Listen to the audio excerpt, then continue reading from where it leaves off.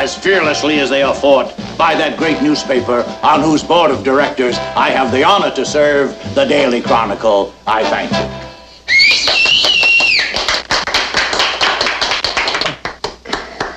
Well, how's the sound?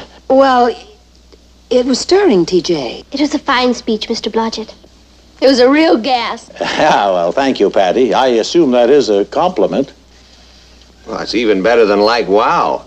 What did you think, Martin? Very effective speech. Got me an ovation at the business club dinner last night. Dinner? I almost forgot. You see, you're a real spellbinder. Excuse me. TJ, that part about the Chronicle. Well, what about it? Well, forgive me, but it does give the impression that you're our personal candidate. Well, it's fine with me. People trust the Chronicle. But you just serve on our board of directors, as you do in dozens of corporations. Now, Martin, stop being such an old mother hen about that newspaper. Well, I am the managing editor. And a darn good one, too. One who's going even higher if I have anything to say. Do you hear that, Papa? You're my boy, Martin. You stick with me, and when I'm elected... And I'm sure you will be, Mr. Blodgett. Well, I better be, after all those terrible political dinners that I've been dragged to. I used to cover them. They call it the fried chicken circuit. Fried chicken, yeah. I tell you, it's coming out of my ears.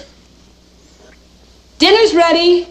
Ah, well, now that's good news, Natalie. I'm looking forward to a home-cooked meal. Well, I hope you enjoy it. We're having fried chicken.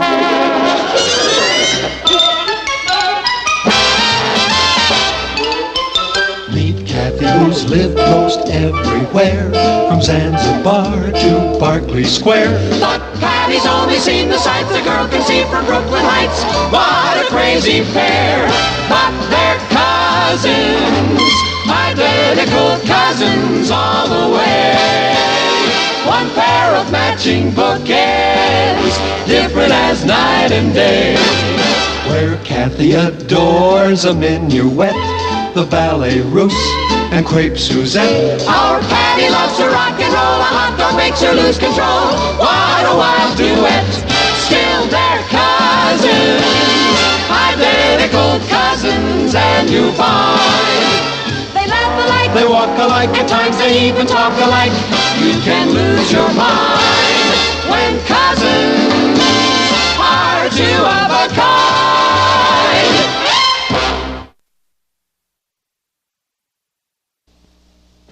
And so, this November, the voters will elect a president, vice president, 33 United States senators, and 435 members of the House of Representatives. Thank you, Kathy. Students, this is a very important election for all of you. The first in which you're old enough to take a serious interest, and I hope you'll take an active part in it. How do we do that, Miss Gray? Well, one way would be to start in your own neighborhood. Pick a candidate you admire and campaign for him. Kathy and I know a man who's running for Congress this year, T.J. Blodgett. Oh, yes, I read about him. Do you think he'd make a good congressman? Oh, yeah, it'd be great, right, Kath? Why do you think so? Well, he made a campaign speech right in our living room. It was terrific. Really? Well, how does he stand on the important issues? Issues? Yes. For instance, aid to schools. I don't know. Medical care for the aged?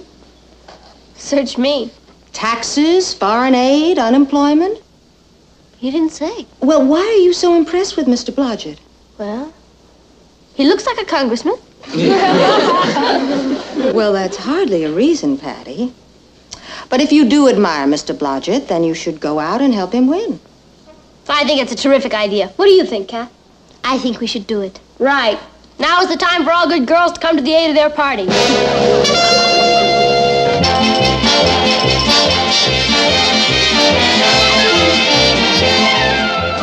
And so, Kathy and I talked it over, and we've decided we want to help get Mr. Blodgett elected. So you've decided to mount the hustings, huh? The what? Oh, that just means to campaign in an election. Oh. Well, TJ will be delighted. Is it all right with you, Uncle Martin? Oh, of course. I assume the two of you have both examined the issues and the candidates before you decided Mr. Blodgett was the man to back. Yeah.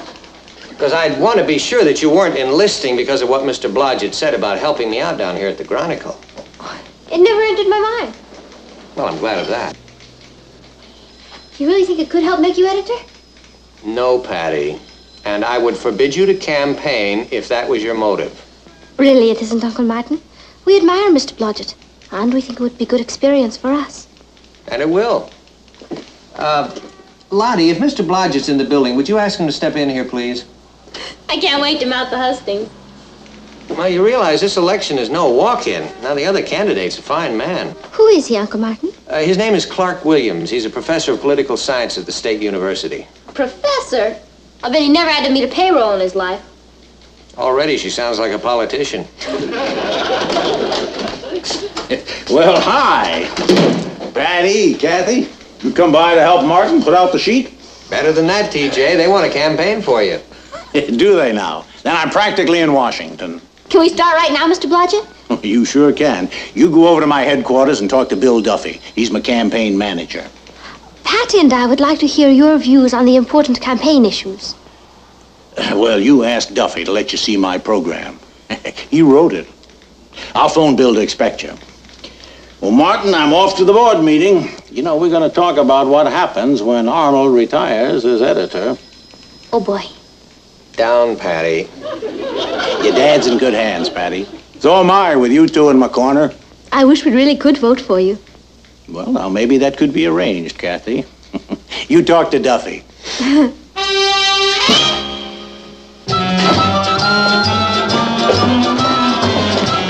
Oh, come on, Count, this is it. Okay, Henry. Look, Henry, I know the candidate ate a pizza pie at Angelo's yesterday. Okay, Henry, okay. You'll get equal time. Tomorrow noon, I'll bring the candidate to your delicatessen. Mr. Duffy? Yeah? Hi, I'm Patty Lane, and this is my cousin Kathy. We've come to mount the hustings. The what? To campaign for Mr. Blodgett. Didn't he call you? Oh, yeah, you're the kids. Here, start handing out these buttons. Oh, we'll be glad to. But Mr. Duffy, Yeah? I'm on the school newspaper, and Kat's a genius at English composition. So? So we thought we'd like to make a real important contribution to the campaign. You can. Start moving those buttons. Mr. Duffy, You still here? Kathy plays the piano beautifully, and I dance a little. So? So we thought that, well, maybe if you wanted us to entertain at a rally or something. Look, kid, we got a big sound truck that all day plays Frank Sinatra, Tony Bennett, and Barbra Streisand. You want to try to follow that act? No, I guess not. Okay, then, move. Mr. Duffy, What now? What now? Mr. Blodgett said you'd tell us how he feels about the important campaign issues. Oh, he did? As campaign workers, I feel we should know how he stands. Okay, I'll tell you.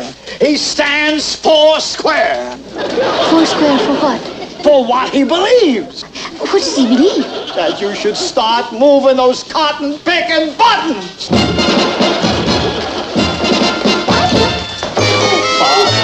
Bob, get me a...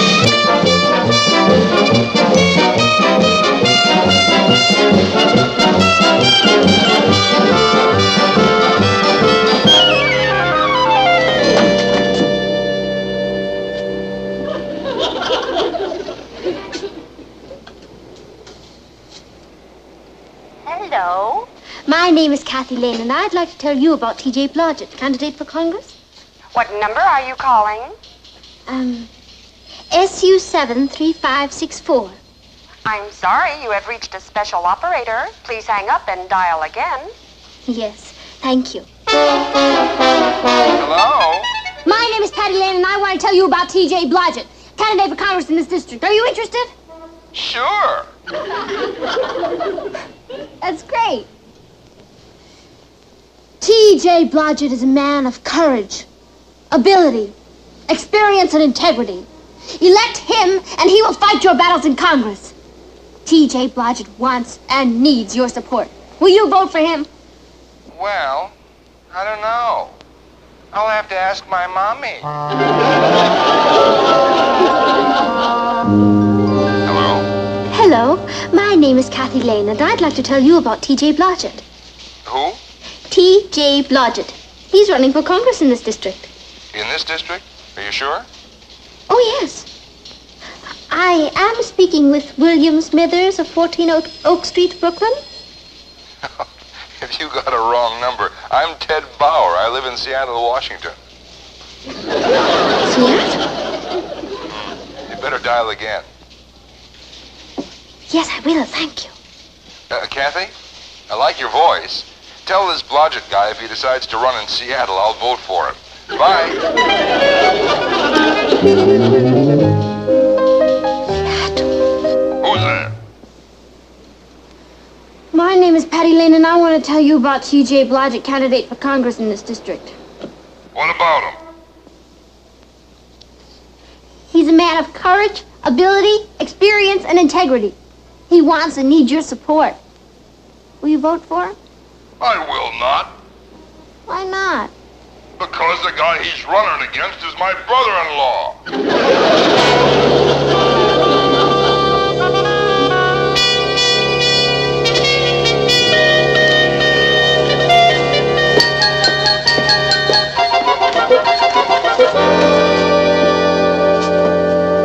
Get your buttons, vote for Blodgett.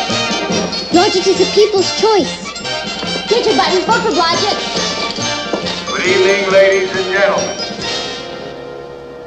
My name is Clark Williams. Clark Williams. That's Mr. Blodgett's opponent. Get your buttons, vote for Blodgett. He must be holding a rally in there. Let's go heckle him. Come on. Oh, get your buttons, vote for Blodgett. I am a professor of political science at State University. Oh. I have also served as a town councilman, A real city manager, egghead. state assemblyman. And during the post-war occupation, I was a lieutenant colonel on General MacArthur's staff, helping to bring democratic government to the Japanese people. Did you know that, Betty? So what? So he's been to Japan. My opponent, on the other hand, is a highly successful businessman who has never held any public office. Now let's see where we both stand on the issues. I favor more schools, more hospitals, and foreign aid to needy nations, and jobs for the unemployed. I agree with that. Yeah, so do I. And you know something? It's kind of cute. My esteemed rival also supports these measures, but he has simultaneously called for lower taxes, reduced spending, a balanced budget, and an end to what he calls coddling by government. Now, friends, I ask you, how can we build more schools and hospitals and homes while spending less money? He's right. How can we? Don't ask me. Oh, why don't we go see Mr. Blodgett? You're right. He'll know. Come on. How's the tie? Tie's great. Let me the button. Oh, the collar. You look great, TJ.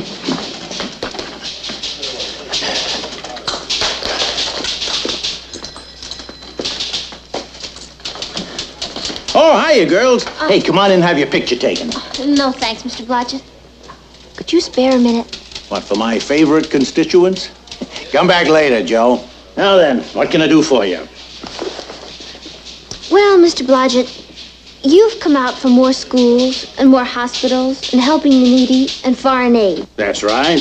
But you've also come out for lower taxes and a balanced budget and letting people help themselves. That's right.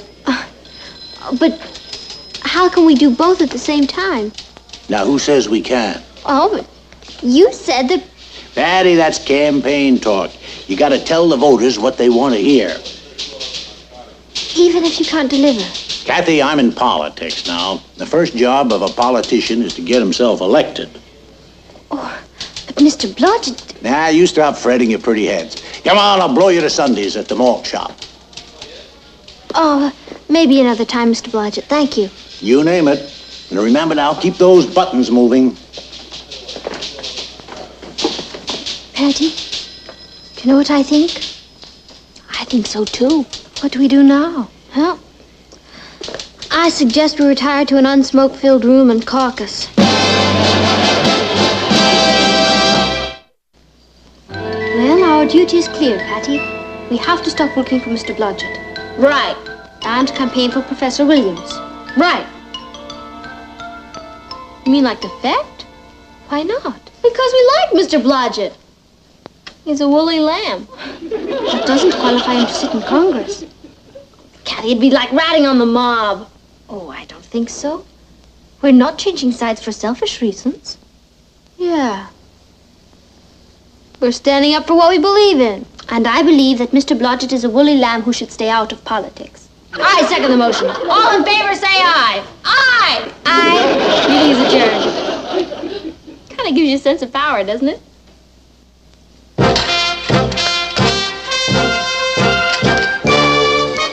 Vote for Clark Williams. You'll be happy you did. Vote for Clark Williams. We need him. Thank you. Well, hello, girls. Hi, Papa. Gee, you never stop, do you? I hope TJ realizes what you're doing. Heaven forbid. Hello, Kath. Hello, Uncle Martin. Well, what's the latest message for the people? Oh, it's same old stuff, you know. Well, let's see. A vote for Clark Williams. Clark Williams? Yes, Uncle Martin. He switched to Brand X. You're not angry, are you, Papa? Oh, of course not. It's an old American custom. Thank you, Uncle Martin. When all this happened? Well, we finally did what you told us to. We examined the issues and the candidates and took our stand. Good for you. Did you break the news to TJ? No, we just stopped coming around for buttons. Are you sure we did the right thing, Uncle Martin? Following the dictates of your conscience? Absolutely. I knew you'd say that, Papa. What was that line from Shakespeare you used to quote to me? To thine own self be true. To thine own self be true. He was a pretty wise fella, you know. Yeah. Well, we better get on home. Okay. Vote for Clark Williams! And TJ has no idea. None? What'll happen when he finds out? Nothing at all. He'll be furious. Nonsense. He's way ahead in the polls. Come election night and he's a winner, TJ will just laugh and forget about it. Huh. Mama, Papa, wait till you hear the news. I'm not sure I want to. What happened? Miss Gray, our civics teacher, was asked to choose 2 kids to represent our school on the TV panel show Youth Must Be Heard. And she picked me and Kathy.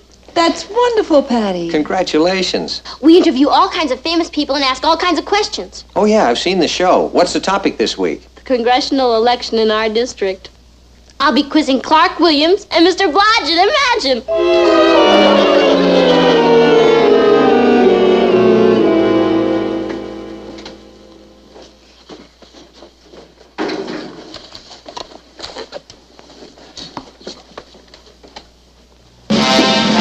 Welcome to Youth Must Be Heard, an unrehearsed public affairs program. Election Day is just 24 hours away. And so tonight, our youthful panel will question the rival candidates in one of the city's key congressional elections. Let's meet those candidates. First, Professor Clark Williams. And at the other side of the table, his opponent, Mr. T.J. Blodgett. Now let's meet our young panelists, all from local high schools. John Maynard, Albert Kramer, and 2 pretty cousins from Brooklyn Heights, Patty Lane and Kathy Lane.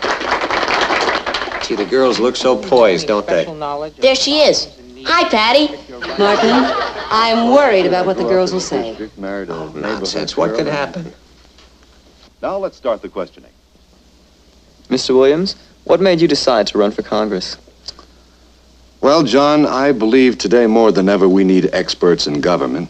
And if I may say so, I feel that my years of training in political science And my practical experience in public affairs qualifies me in a modest way as an expert.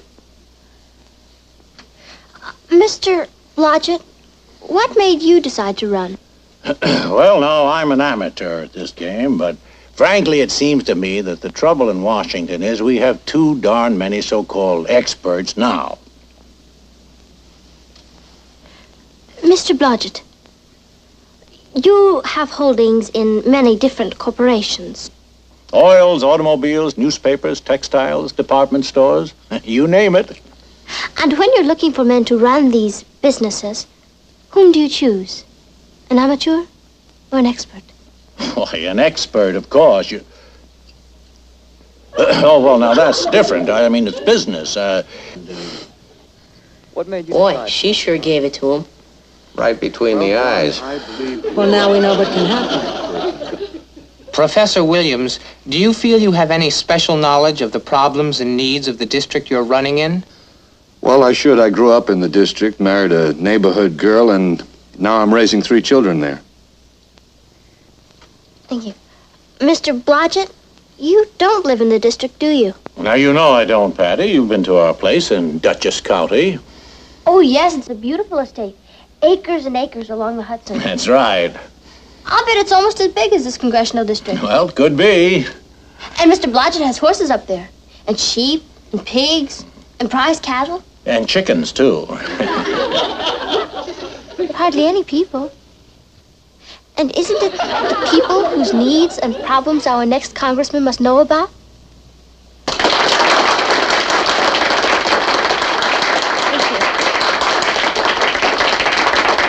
Turn it off, Martin. I can't look. That my years of training in political science.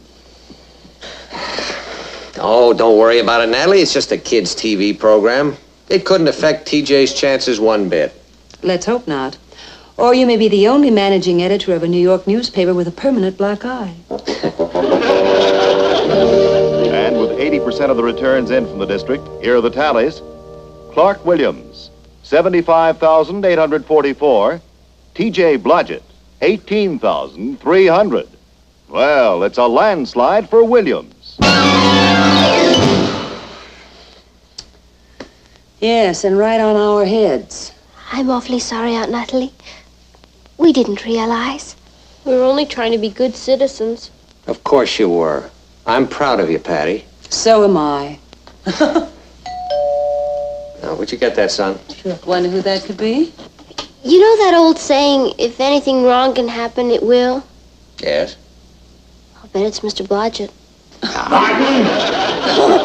Well, what a nice surprise, TJ. I want a word with you. Well, I guess we'll leave the grown-ups alone. Sit still. I especially want both of you to hear this. Oh, boy, I've done it again. Well, I suppose you heard. I got clobbered. Yes, TJ, I'm very sorry. And you know who did it? These 2 teenage turncoats. We had to do it, Mr. Blodgett. We were only trying to be true to our own selves. And you were. Which is more than can be said for me. What? Martin, these 2 kids taught me a lesson. You mean you're not angry? An hour ago, I was boiling, Natalie. I could have turned these kids over my knee and pow.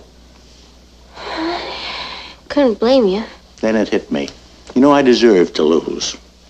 I'm a businessman. I'm no politician. Well, I've devoted so much time to business that I wasn't studying up on the issues. I was a fish out of water. But thanks to Patty and Kathy, I'm back where I belong. TJ, you're quite a man. Yeah. I always said it. He's a woolly lamb. I vote for that. Well, guess let's go over to the malt shop and have those sundaes I promised you, huh?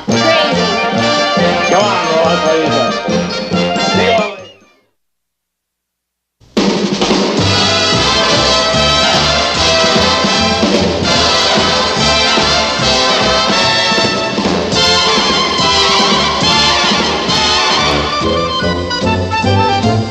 Here's Kathy, who's lived most everywhere, from Zanzibar to Berkeley Square. But Patty's only seen the sights a girl can see from Brooklyn Heights. What a crazy pair! But they're cousins, identical cousins, and you'll find they laugh alike, They walk alike, at times they even talk alike. You can lose your mind when cousins are two of a... Hi, Cuz. Anything interesting? It's a letter from my father, Patty. How is Uncle Kenneth? He's fine. He's in Geneva covering a UNESCO conference. Twisty. Anything for me? I believe there is, Patty. Probably from the White House asking my advice on the economic situation. Thank you. Boston. I don't know anybody in Boston. It's from Kip. Who's Kip? Don't you remember Sue Ellen's cousin? That tall, dreamy, brilliant rich boy who's going to Harvard? Sue Ellen introduced us to him at the Shake Shack. Kathy? What's the matter? He's invited me up to Harvard for a weekend prom. Do you know what this means? I'll be the talk of Brooklyn Heights High. This is the most exciting thing that's ever happened to me in my life. What'll I wear? What'll I wear? Patty, your mother and father haven't said you could go yet. Why wouldn't they let me go? Well, they might feel you're a bit young. Don't be silly. They wouldn't keep me from the biggest opportunity of my life. Going home. Do you remember that tall, dreamy, brilliant Harvard man I told you about? Yes, I do. Well, he's invited me up to a prom in Boston next weekend. Isn't that my ball, Popper? I've got to get the train schedules to Boston. Boy, he must be desperate. Patty, Yes, Papa? you better find out if they know the train schedule's 2 years from now.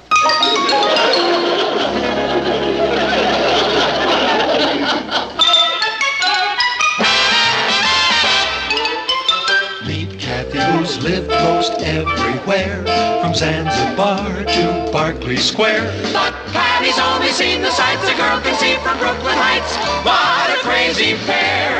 But they're cousins, identical cousins all the way. One pair of matching bookends, different as night and day. Where Kathy adores a minuet, the ballet russe, and crepe Suzette. Our Patty loves to rock and roll, a hot dog makes her lose control. What a wild duet, still they're cousins, identical cousins, and you find they laugh alike, They walk alike, at times they even talk alike. You can lose your mind when cousins are two of a kind.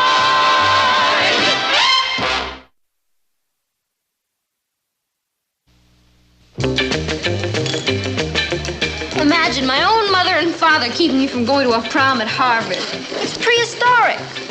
If they hadn't stopped you, I would have. I don't want you going to any other dances with any other guys. And I'll tell you something else. The next time I see that guy, I'm going to punch him right in the nose for asking you. And you can pay for your own ice cream.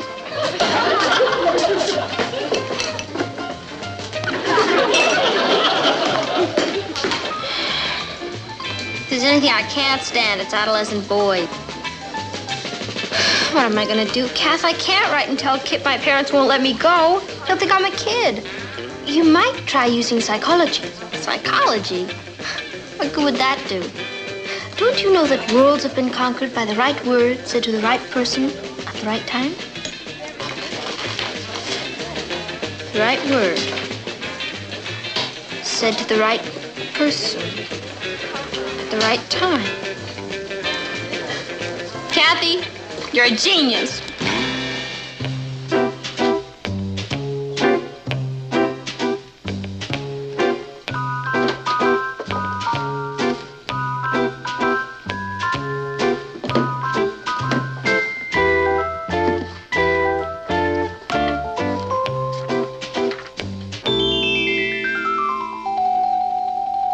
Natalie, when is dinner going to be ready? Dinner's been ready for 40 minutes. Patty's late. Oh, she stopped off at the school library, Uncle Martin. Patty did what? Wish I'd said that. Well, she has absolutely no sense of responsibility. I think it's time you had a little talk with her, Nat. I intend to. My dinner's probably ruined. Like hi, everybody. Like hi yourself. Do you have any idea how late you are, young lady? Yes, and it's absolutely inexcusable. I'm sorry to have been so thoughtless. I mean, you have enough on your mind running the household as brilliantly as you do without having to worry about me. I'll try to be more thoughtful in the future, Mom. Well, that's all right, darling. You're not very late. But in the future, Patty, And I'm sorry to have kept you waiting for your dinner, Popo. After the kind of day you put in at the office, you have a right to expect your dinner on time. Well, I guess it won't hurt me if it's a little late once in a while. Thank you. Why don't we eat before she talks us out of it?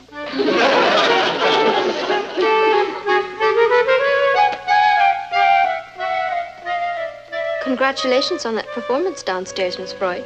That was great, wasn't I? Did you hear Mama practically begging me to let her do the dishes? You almost had me hypnotized into doing them. Really, though, Patty, this is nothing to fool around with. I'm not fooling. I mean it. It's incredible. By using psychology, you can get anything you want. Where's it been all my life? What are you writing? A letter to Kip accepting his invitation to the Harvard dance. Accepting? Patty, your mother and father said you couldn't go to the dance. That was BP. BP? Before psychology.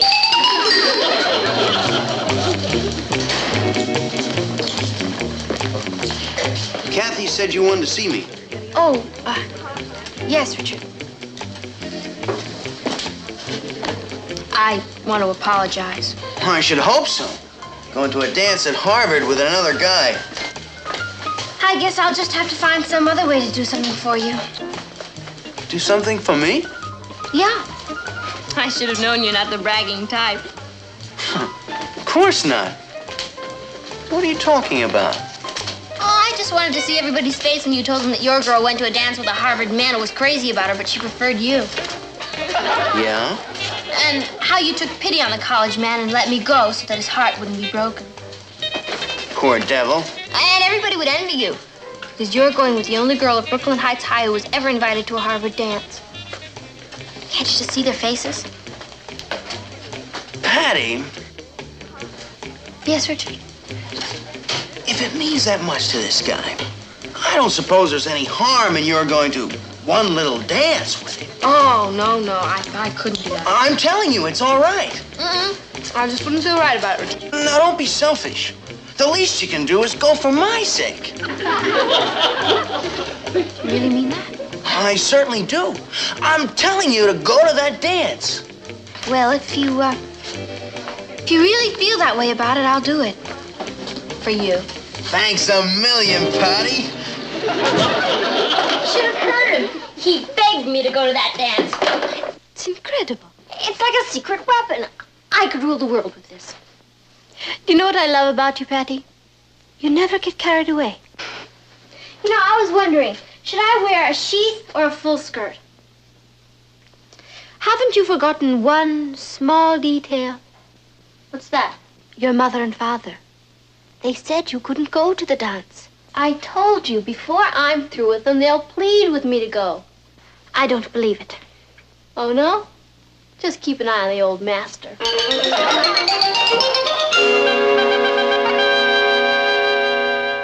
Martin, this apple looks more like an orange.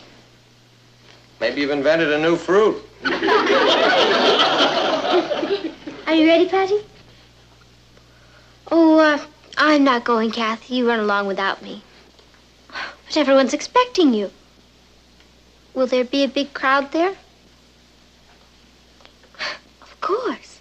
There always is at a pre-game rally. Oh, then I think I'll just stay home and read a book. You have a good time. All right. If you're sure. Oh, I'm sure. Good night, Aunt Natalie, Uncle Martin. Good night, Kath. Have a good time, dear. Patty, I thought you liked these rallies. Oh, I used to. Mom, when you were my age, did you ever suddenly find yourself shy about being in crowds? I don't think so. Well, I guess it's just a teenage phase I'm going through. I'll probably get over it someday. Maybe. Martin, I think I'll put some coffee on. Would you like some? Good idea. I'll come with you.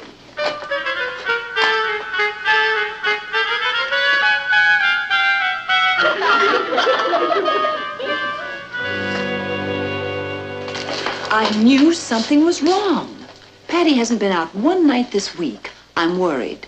Well, you heard what she said. It's just a phase she's going through. I don't like it. She didn't go to the shake shop with the kids after school. Yesterday, when they went bowling, Patty stayed home.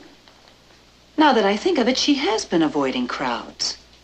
Why, that's not like Patty. No, it certainly isn't. Well, what are we going to do about it? Why don't you just leave her alone? Oh, we have to help her get over this. Well, how? By making her go out. You can't force her to go out. Oh, we won't force her. It should be something that she wants to do.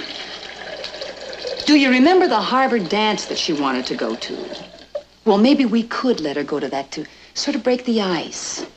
I thought we decided we didn't want her to go to that. Would mean a whole weekend away from us. One weekend won't matter. Besides, she'll be very well chaperoned.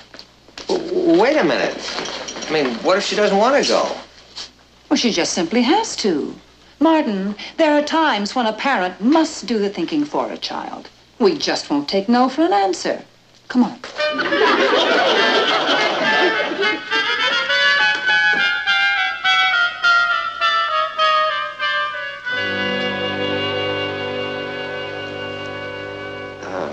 Patty, Yes, Papa? you haven't been out one night this week, you know. Yeah, I know. Well, that is your mother, and I, both of us, we were thinking that maybe it wouldn't be a bad idea if you did go out more. I don't want to go out. Well, we just mean to do something you like. For instance, you asked whether you could go to that dance at Harvard. Oh, that? You were very excited about the idea of going. There'd be millions of people there. Patty, you like people. You know, crowds are just a lot of individuals. If you take them one at a time, they're not so bad. We'd like you to go to that dance, Patty. I thought you didn't want me to go. Well, we changed our minds. That's really very nice of you, but don't worry about me. Well, honey, I think you'd have a wonderful time. I don't think so. Of course you would. And Kip sounds like a fine boy. Oh, he's nice enough. Then will you do it? Do you really want me to? Very much.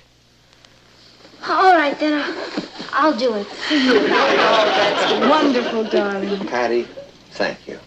Well, that's all right, Papa. Well, I better get to that rally. I mean, if I'm going to go up to Harvard, I may as well start warming up with smaller crowds.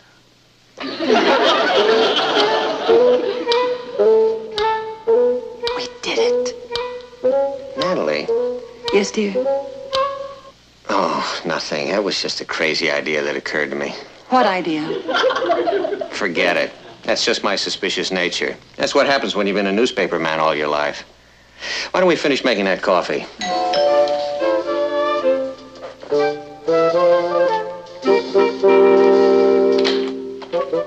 Telegram for Patty Lane? Yeah, I'll take that. Will you sign here? Thank you.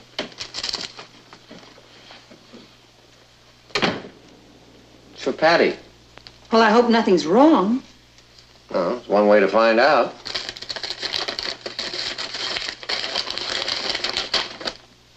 Received your letter. Great you can come to the prom. See you Friday. Gung ho. Signed, Kip.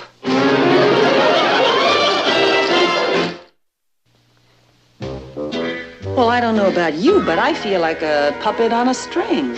We should have caught on when she talked about being shy around crowds. Patty's about as shy as a Sherman tank. She must have written Kip days ago accepting this invitation. She was pretty sure of us. Martin, what are we going to do about this? Well, how do you make the punishment fit the crime? As far as I can see, the only thing she's guilty of is outsmarting us. She wanted to go to that dance, so she used psychology to get us to ask her. I have to admit, that's pretty bright.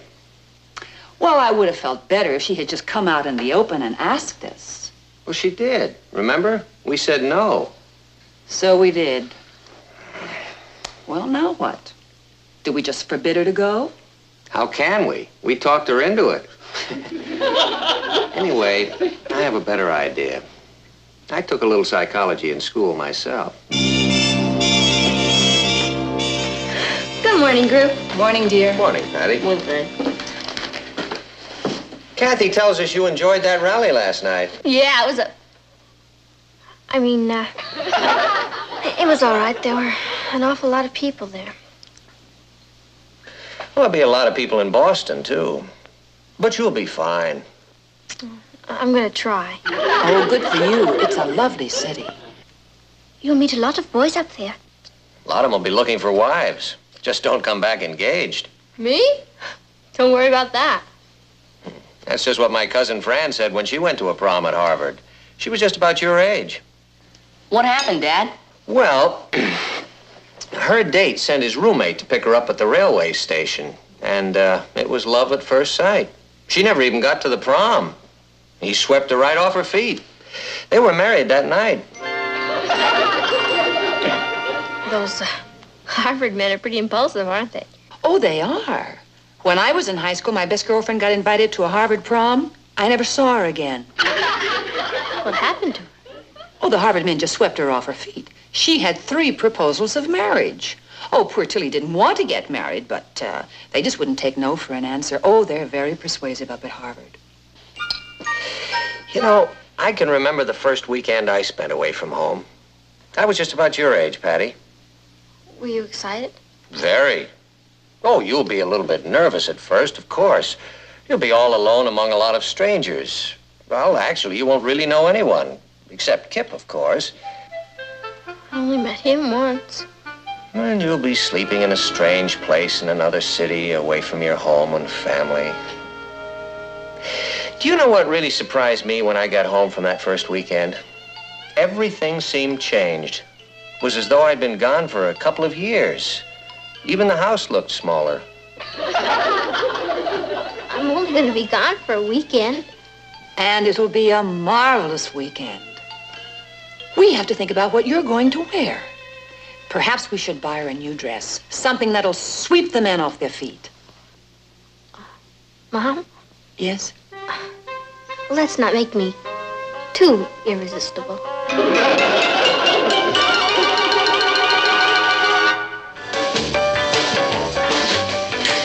Why, Patty, you're the envy of Brooklyn Heights High. That's great.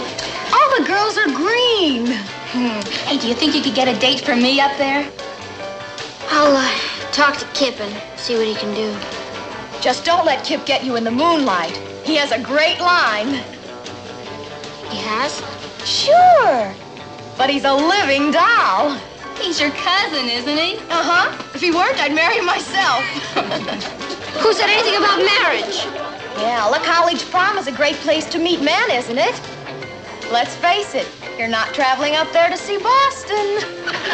Sue, maybe I'm a little young for Kip. Don't worry. He'll make you feel older. Oh.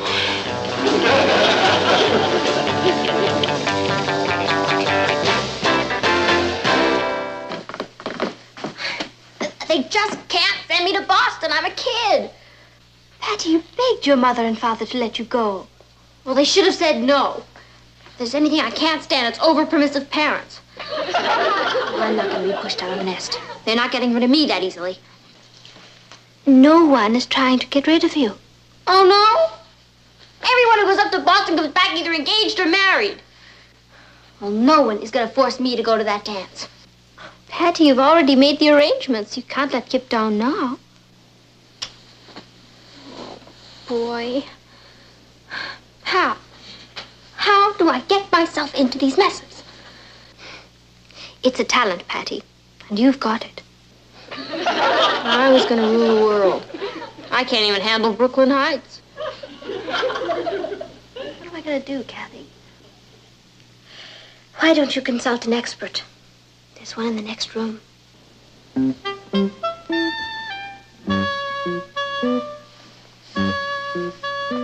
Thank you.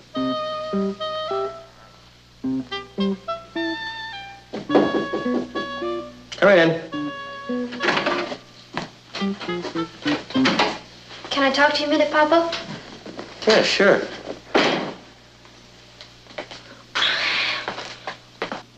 Is anything wrong? Everything's wrong. You know the trouble with the psychology bit? What? It works. Does it? I don't want to go to Boston. Because you hate crowds? No, sir. I just said that so you and Mom would make me go to the dance. I'm afraid I wasn't being very honest. I'm sorry. I got carried away again. You know, Patty, there's nothing wrong with psychology. You can use it to make people feel better or to make things go smoother. But it's only when you start using it deliberately to manipulate people that it becomes dangerous. It's a very strange thing. When you start using people to get what you want, you usually find out that what you've got isn't what you really wanted after all. I understand. It won't happen again. Well, glad to hear that. I came in to see if you knew any way that I could get out of going to the dance. Oh, yeah, I think there is. How? Well, you might sit down and write a note to Kip. Yeah, that's a great idea. And tell him I have the measles or something. Just tell him the truth. You mean my age and everything? Yeah. Couldn't I lie about that just a little bit? No, I guess not. Okay. You're right, Papa. Thank you. I'll write him a letter. Special delivery right away. That way he'll have time to get another date.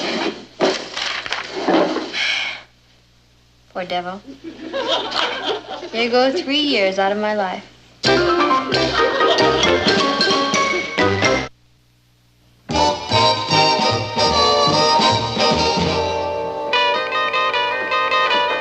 Martin, does this look like a banana to you? Sure it does. Which one? Thanks a lot. F-R-U-G. Patty, that's not the way you spell frog. Frug. Frug. It's a dance, not an animal.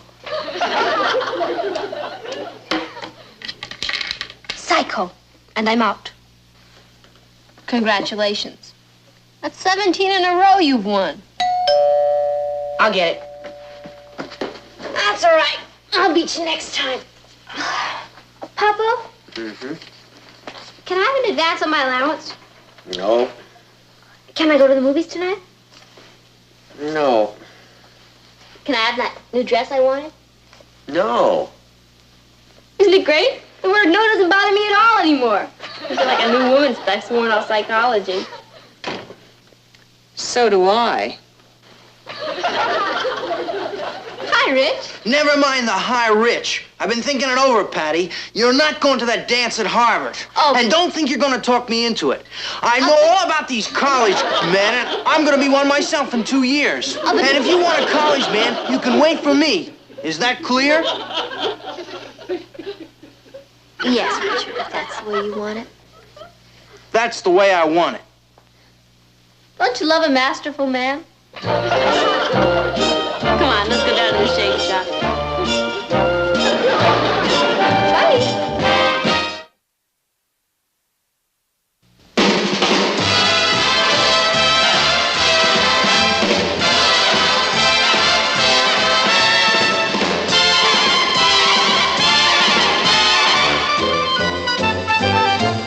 Here's Kathy, who's lived most everywhere, from Zanzibar to Berkeley Square. But Patty's only seen the sights a girl can see from Brooklyn Heights.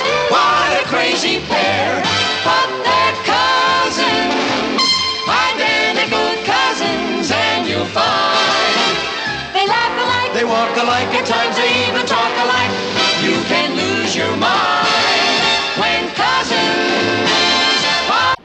What's going on down there? Patty? Patty? Patty, are you all right? Me? Sure, I'm fine. You mean you were just sitting here screaming and you're fine? Are you in some kind of trouble? Why is it every time something happens around here, everybody jumps to the conclusion that I'm in trouble? So, something has happened. Do you want to tell me about it? I can't. I can't tell anyone about it. All right. Then would you mind not screaming while I'm on top of a ladder? Kath? Yes? If I tell you, will you promise not to tell anybody? If you don't want me to, of course not. They've accepted me for the Peace Corps. They've what? I sent in an application about 6 weeks ago, and I just got this letter telling me to report. Pat, you're not old enough. Oh, so I stretched my age a little. It's the spirit that counts. I didn't even know they had a branch in Brooklyn Heights. Brooklyn Heights? I'm going to Africa! Meet Kathy, who's lived most everywhere, from Zanzibar to Berkeley Square. But Patty's only seen the sights a girl can see from Brooklyn Heights. What a crazy pair, but they're cousins, identical cousins all the way. One pair of matching bookends, different as night and day. Where Kathy adores a minuet, the ballet russe, and crepe Suzette. Our Patty loves to rock and roll, a hot dog makes her lose control. What a wild duet, still they're cousins, identical cousins, and you find they laugh alike, They walk alike, at times they even talk alike. You can lose your mind when cousins are two of a kind.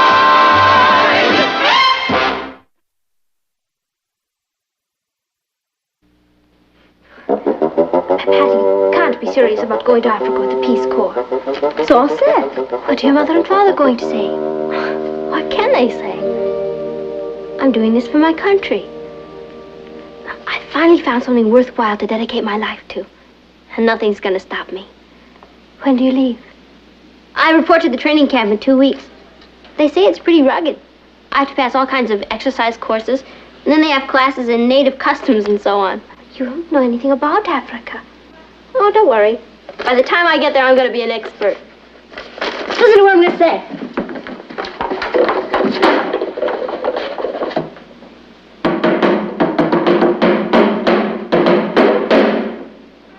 What did you say? Take me to your leader. Oh, God. Don't stop. Go on playing. It sounded good. I thought we were being attacked by the Indians. Where'd you get the drone, Patty? I borrowed it to do some research with. That's African, isn't it? Yeah. I saw the masks in your room. You're getting very interested in Africa, aren't you, Patty? Well, it's a fascinating country, Aunt Natalie. Yeah. I thought the masks were of her. Boy, you'd make a great shrunken head. You know, when I was a kid, I used to dream of going to Africa on a safari. Yeah? Me too. Well, who knows? Perhaps we'll all go one day. Yeah. Or maybe just some of us.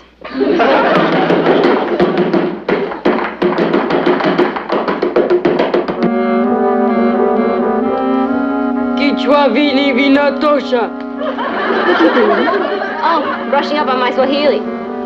Listen to this. Kibanda kinya viumba vitatu. The hut has 3 rooms. Oh, good. I wouldn't want it to be crowded. Kikome kime vunjika kuna kotumatano. The cup was broken on Wednesday. Oh, here's another one. Angalia, Ondo gare ingojena, hachakusema. Leave this place and bring me your dog. Well, what if no one breaks a cup on Wednesday and they don't have a dog? You want to hear me count to 10? No.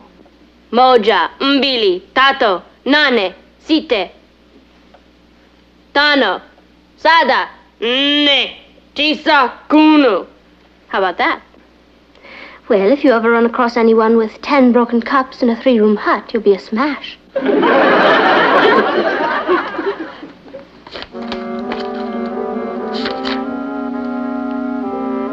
Paduga Paco si Pacubua Pa Huencio. What's that? You're out of your head.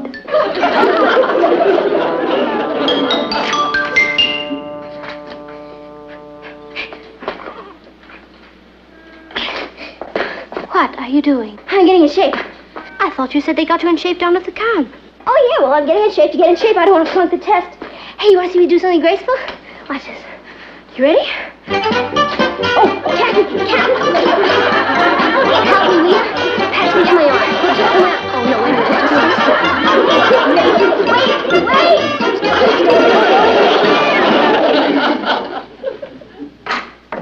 Patty, what are you doing? It must be 100 degrees in here. Uh-huh. That's the idea. I'm getting used to the heat. Those jungles can be murder. Oh, Ross? Do me a favor, will you? No, There's a quarter in it. that's different. What do you want? A green salamander. You know, for a minute I thought you said you wanted a green salamander. That's what I said. And you give me a quarter for it? That's right. I'll make you a deal. 5 for $1. One will be plenty, thanks. I'll be right back. What do you want a green salamander for? It says here that we have to live like the natives of the country we're in. Share the same kind of living accommodations, eat the same kind of food. In some parts of Africa, green salamanders are considered a rare delicacy.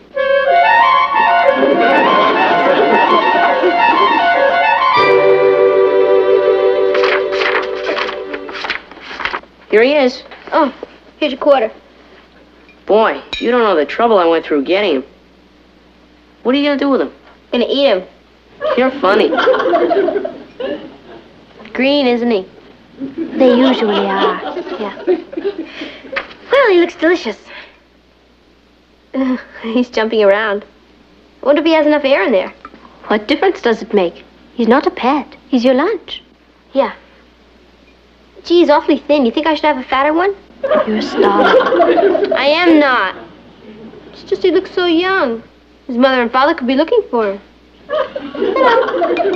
Hello, little fella. Aw, he's really cute. He has a personality. Why don't you do a circus act with him and eat him as an encore? Very funny. Ross! Aren't you going to eat him? How can I? I've grown accustomed to his face. Take him out and let him go. You mean you don't want him anymore? I had a big breakfast. Boy, your husband's gonna lead an interesting life. Let's see what other native foods they have. Oh, here's one. Grass soup. Sounds delicious. Smells great.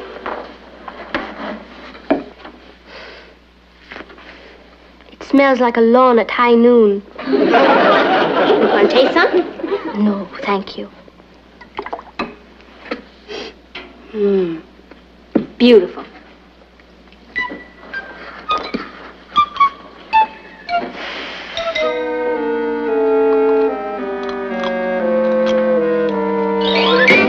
Well, how was your grass soup? Needs mowing.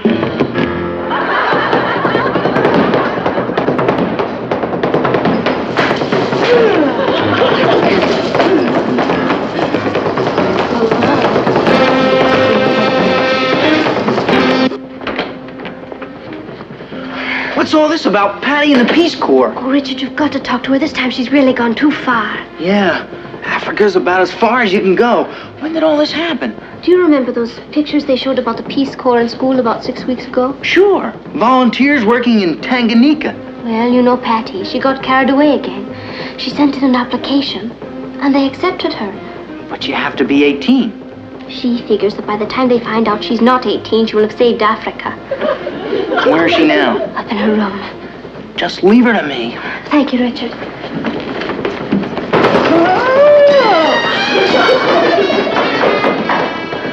Glenn! Oh, hi, Rich. What are you doing here? I just happened to be on a safari, and I thought I'd drop in. So what's about going to Africa? Yeah. I'm going to join the great humanitarians. Albert Schweitzer, Clara Barton, Betsy Ross, Patty Lane. Have you told your mother and father yet? No, and I'm not going to tell them till the last minute. Then they won't be able to stop me. I'm calling it Operation Hush Hush. Oh, why don't you call it Operation Nut Nut? What's the matter? You got something against the Peace Corps? Against it? I'm trying to protect it. What do you think your folks are going to say when they find out? What can they say, Richard? I'm doing it for my country. Well, what do you know about Africa? Heaps! I've read every one of these. Africa, the Dark Continent, Land of the Mau Mau, Bobo the Jungle Boy, Customs in Africa. Well, what are you going to do there? I am going to teach them English. You? Teach English? What is so funny about that? Well, I wonder how you say longidioso, gung-ho, and bye in Swahili. Don't you worry. I'm not going to have any trouble communicating with them. You know, a lot of people think that the Peace Corps just wants college graduates and experts. But that's not true. A little skill can go a long way in those countries. Rich,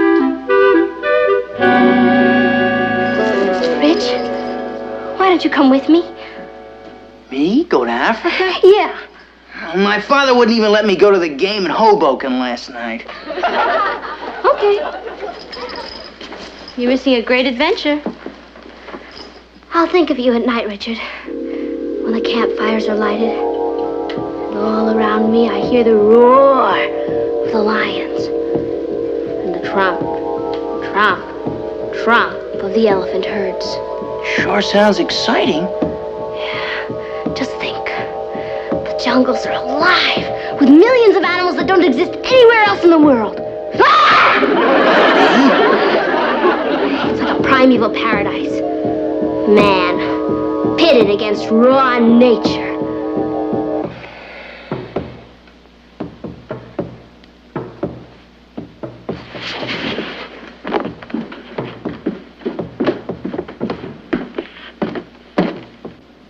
Well, did you talk her out of it? Talk her out of it? She darn near talked me into it. Hi, Patty. Oh, hi, Tom. Can I talk to you? Sure. Pull up a chair. You want a soda? Oh, no, thanks. This is official business. I want to do an interview for the school paper. Sure. Anything for the good old Bugle. There's this crazy rumor going around that you're going to Africa with the Peace Corps. Miti mitano ilitosha. What? Take off your shoes when you come into the garden. Yeah. Well, is it true? Naam. No. Naam means yes. I seem to be the only one around here who knows what I'm talking about. What made you decide to go? Well, Tom, we have to do what we can, where we can, when we can. I want to light a candle in the darkness. I have a fantastic ear for languages. Mto, mbuzi, kaka, faruha, kabunga. Take the goat out of the house.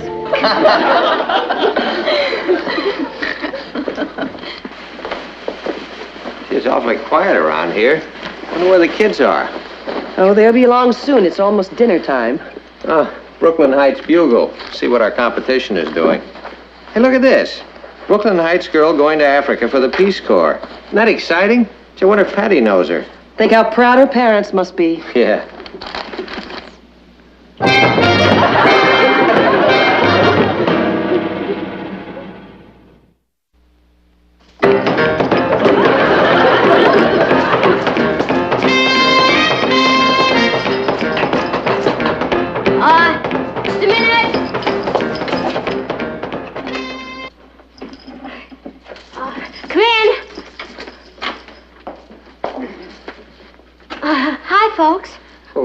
what are you all dressed up for? Me? Dressed up? It's for a school play. I was rehearsing. Well, you didn't tell us anything about it. Well, it came up suddenly. Well, what's it about? It's, the play is about this girl. What's the plot? Well, she gets tired of people saying that teenagers are nothing but juvenile delinquents. So, she decides to do something about it. She joins the Peace Corps and tries to help people who aren't as lucky as she is. Is she lucky? Oh, yeah. She's got everything. Wonderful mother and father. Great kid brother. Beautiful home. And she's willing to give all that up to go to faraway places and help others? She feels she has to. Somebody has to do it. She sounds like quite a girl, this character. Nah. She's pretty average. She just figures it's time she started giving. Can't take all your life, Papa. How does the play end? Well, she goes off to Africa and tries to do a good job. The minimum period of service in the Peace Corps is 2 years. Yeah, I know. I imagine that would be rather hard on her mother and father. She's sorry about that. She is. Mm-hmm. She's not trying to hurt anyone. She's just trying to do something good. Something important. For the first time in her life. Well, it sounds like a very interesting play. We'll be sure to go see it. Yes, we must.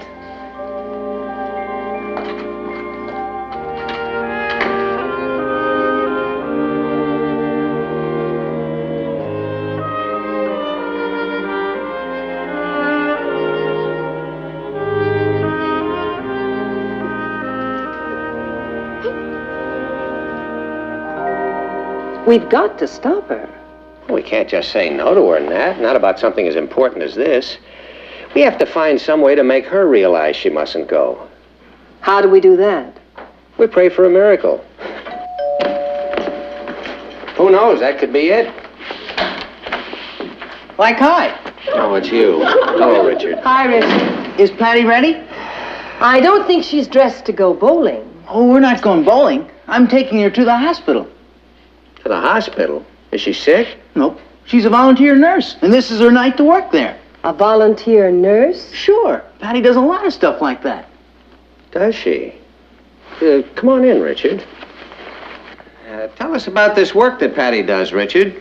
Sit down. Oh, thanks. Well, last month, she was in charge of an old clothes drive at the settlement house. And before that, she made speeches for the Fresh Air Fund. She raised quite a bit of money. Patty's a talker. She didn't say one word about any of this. Well, what is there to say? You just do it because you want to help. Patty works with the orphan kids at the settlement house. She reads to them and tells them stories. She's great. Is she? Have an apple, Richard. Oh, thanks. And next month, the care drive is coming up. She'll be working on that. Next month is going to be a very exciting month. Did you know Patty was going to Africa? Africa? I'm sure glad you asked me that, sir. What was that question? Never mind. I think you've already answered it. You know what you are, Richard? A stool pigeon. You're a miracle man. Natalie, would you entertain our guest for a few minutes? I'm going to go up and talk to our daughter. Good luck. Patty'll kill me.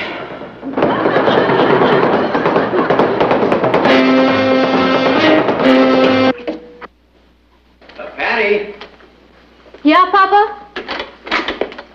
Richard's here to pick you up. Richard? Mm-hmm. Oh, I forgot. It's Thursday night. Okay, will you tell him I'll be right down? Mm-hmm. Where are you off to? Oh, I'm just going to spend a couple of hours downtown. With the orphan children? That Richard has a big mouth. Well, you're not ashamed of it, are you? No, of course not. But I figure there are talkers and there are doers. If you're going to do something, do it and don't talk about it. It's an interesting philosophy. You enjoy your work there? Oh, yeah. Talk about characters. You should meet some of them sometime. There's this one little boy, Slugger Smith, always laughing. And another little girl. Her name is Babe X. That a nutty name? She spells it capital E-X. She has beautiful long black hair and great big brown eyes. She's going to grow up to be a dress designer. There's another little girl. Susie Harvey. She has a beautiful voice. She can sing anything. Yeah? Mm-hmm. I bring her a record album one week, and the next week she has the whole thing memorized. No kidding. The greatest character of all is little P. Peterson. You know, I bring him books on rockets and planes and things, and he doesn't read them. He eats them. He's going to grow up to be an astronaut. You know what he did on my last birthday? He built me a rocket, and I lit the thing, and it took off into the air, and a streamer came out of it spelling happy birthday. All the kids stood around singing happy birthday. I cried like a baby. Kids must really love you a lot. Oh, they've done a lot for me, Papa. More than I've done for them. I'll bet they'd miss you terribly if you went away. What do you mean? Well, I was thinking about this play of yours, this girl who goes off to join the Peace Corps. Yeah? Well, you know, she sounds like the kind of a girl who'd be involved in worthwhile projects at home, too. I guess so. You know, I'd like to suggest a change in the plot of that play. What kind of change?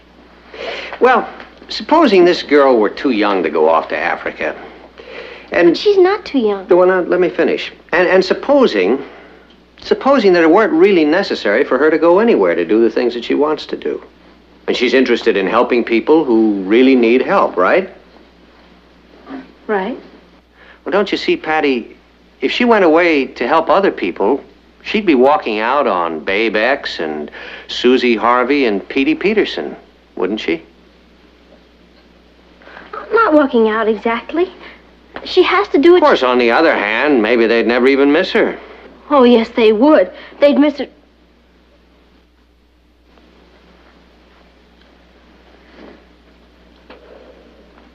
You really think she'd be walking out, huh? I think the most important thing she can do is to finish the work she started. You knew there was no play. Yeah. You and Mom very angry? No, angry is not the word, honey. The word is proud. Thank you, Papa. I suppose I should have told you. I guess I just got carried away by the glamour of it. You can call eating green salamanders and grass soup glamorous. Now, you know, someday, if you want to get involved in something like the Peace Corps, I think it would be wonderful. Okay, when I'm old enough, I'll go. Until then, the rest of the world will have to wait until I take care of North America. Good. I'll be the only girl in Brooklyn Heights High who speaks Swahili.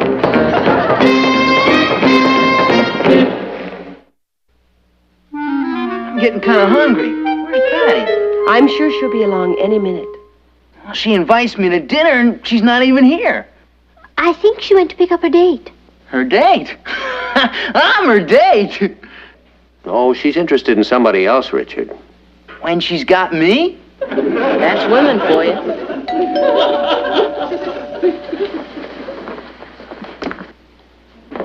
Oh, hi, group. Sorry I'm late. Come on in, group. There we go. I'd like you to meet Slugger Smith. And this is Babe X. She's the dress designer. And this is Susie Harvey. She's going to sing for us after dinner. And here's Petey Peterson. He brought his rocket along. He's going to show us how it works. Hi, kids. Welcome to the Lane home. Why didn't somebody tell me?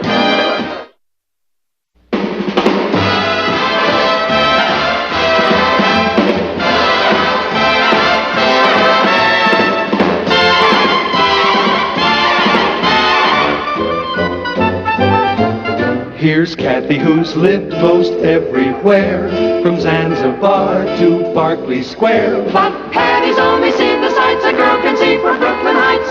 What a crazy pair. But they're cousins, identical cousins, and you'll find they laugh alike, They walk alike, at times they even talk alike. You can lose your mind when cousins are two. Phil. Yeah. I feel all spooky inside. Like, Me too. Like, what's the matter? my foot fell asleep. Rich? Do you suppose anybody ever felt this way before? How could they? I suppose maybe Romeo and Juliet. Maybe. Romeo, Romeo, wherefore art thou Romeo? Friends, Romans, countrymen, lend me your ears. Romeo said that? Oh, maybe it was Hamlet. Rich, What? you know what I wish? I wish Kathy could feel the way I do. About me? I'm not her type. No, not about you. I mean, I wish she could meet a boy. Really flip for him. Kathy? Doesn't figure. No, I know. She's just too sensible and down to earth for anything like that to happen. Poor kid. Yeah, it is a shame. Hi, Kat. We were just talking about you. How was the Lit Club meeting? Meeting? You did go to a meeting, remember? Oh, yes. It was wonderful. No kidding. What happened? There was a new boy there tonight. His name is Christopher Hubbard. I know Chris. He's a nice guy. Nice. He's the most handsome, wonderful, intelligent man I have ever seen.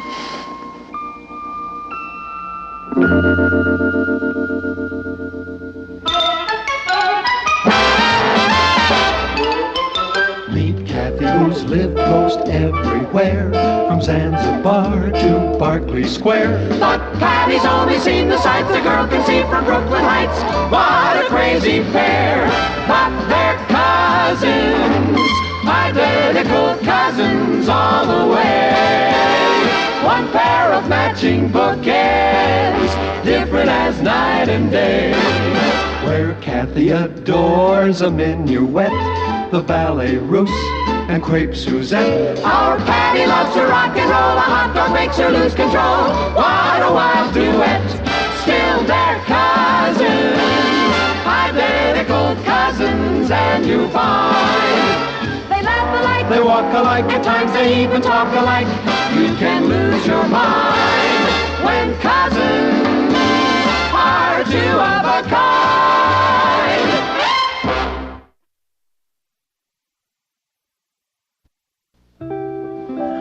You know, Kath, I'm really dying to know. Exactly how did you and Christopher meet? Oh, we haven't actually met yet. You see, he just dropped into the Lit Club and said he'd like to join. And then he sat in the corner all evening and listened. You mean you didn't talk to him at all? How could I? We haven't been introduced. Oh, well, you're the secretary of the Lit Club. Why didn't you go and introduce yourself? Oh, no. That would have been terribly pushy. Patty, can I borrow your dictionary? Ross, how many times do I have to tell you? Knock before you come in. Come in. Now, about that dictionary. It's in the desk. You can have it. Oh, never mind. I'll get it. Thanks. Hi, Kathy. What's wrong with her? She's in love. Kathy? You're kidding. No. Who's the lucky guy? His name's Christopher Hubbard. He doesn't know she's alive. Why does she introduce herself? Oh, no. That would be terribly pushy. Kathy, it isn't that hard to make friends with a boy. You see? Even he says so. What's the trick? I mean, even Patty's got a fella. Get out. If you need any tips, Kathy, just come by. Out. I'll steer you straight. Out! Thank you, Miss Lonely Hearts. You know, for once, Mighty Mouse is right. It's your move with Chris.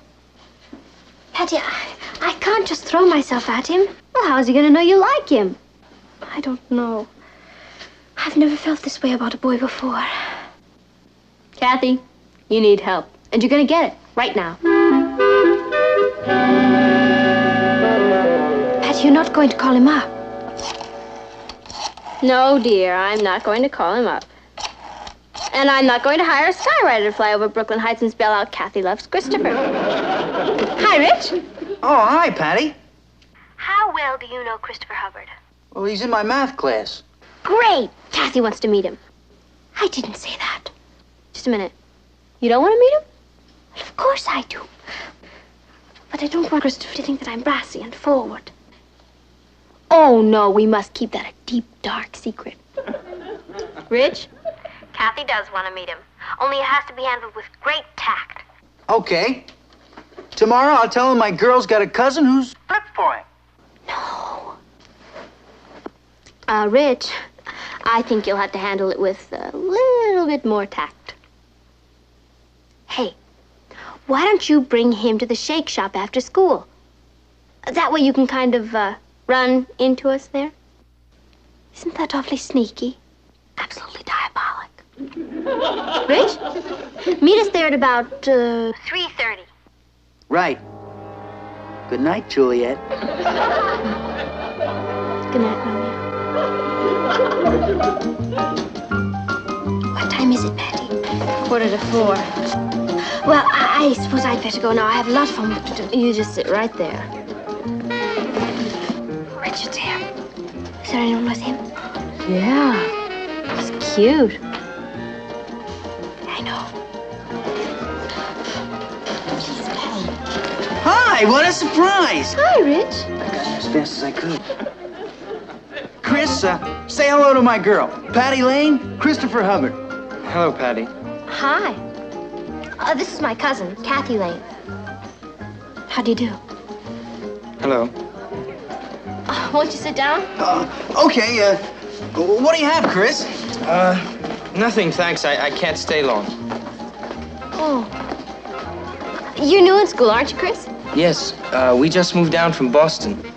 Oh, I love dear old Boston. It so reminds me of London. London? You were never there, Patty. Oh, no, but Kathy was. Weren't you, Kathy? Yes. Kathy's been everywhere. London, Paris, Madrid, Rome, Florence. Florence? I have a cousin named Florence. Her father's a Her foreign name's correspondent. Florence Lawrence. That's a name. She speaks scads of foreign languages. And she plays the piano beautifully and dances ballet. Patty. Oh, and she cooks like a dream and makes all her own clothes. Oh. What are you majoring in, Chris? English. Kathy's an English major, too. Aren't you, Kathy? Yes. Kathy writes short stories and poems. And she's secretary of the Lit Club. Yes, I know. I was at the meeting last night. Oh, were you? You know that. You cut that out. Chris, are you an author, too? Well, I've written some poetry. Really? Kathy, maybe you could arrange for Chris to read some of his poems to the Lit Club. I'd be very happy to. Thanks, but I don't like to read my stuff to people. Oh, when's the club meeting, Kath? Tuesday night. Chris, why don't you come over to our house for dinner, and then you and Kathy can go on to the club together? Patty, please. Thanks, but I can't make it. Excuse me. I have to go to the library. Oh, Kathy, you were just on your way to the library, weren't you? No, I wasn't. Nice to meet you. So long, Richard. Bye, Chris. Bye.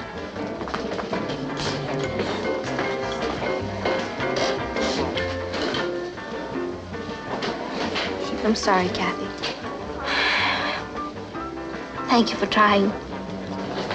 Forget it. And him, too. I'm sorry to be such a gloom.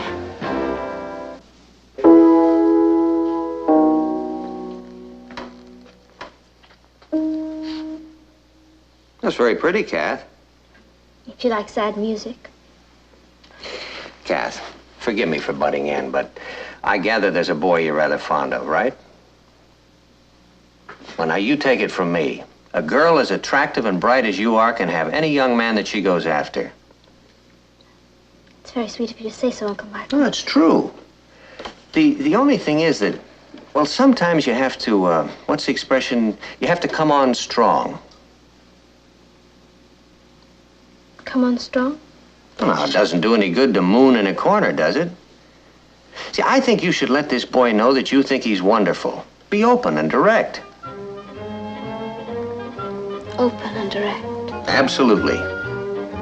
How do you think your Aunt Natalie landed me?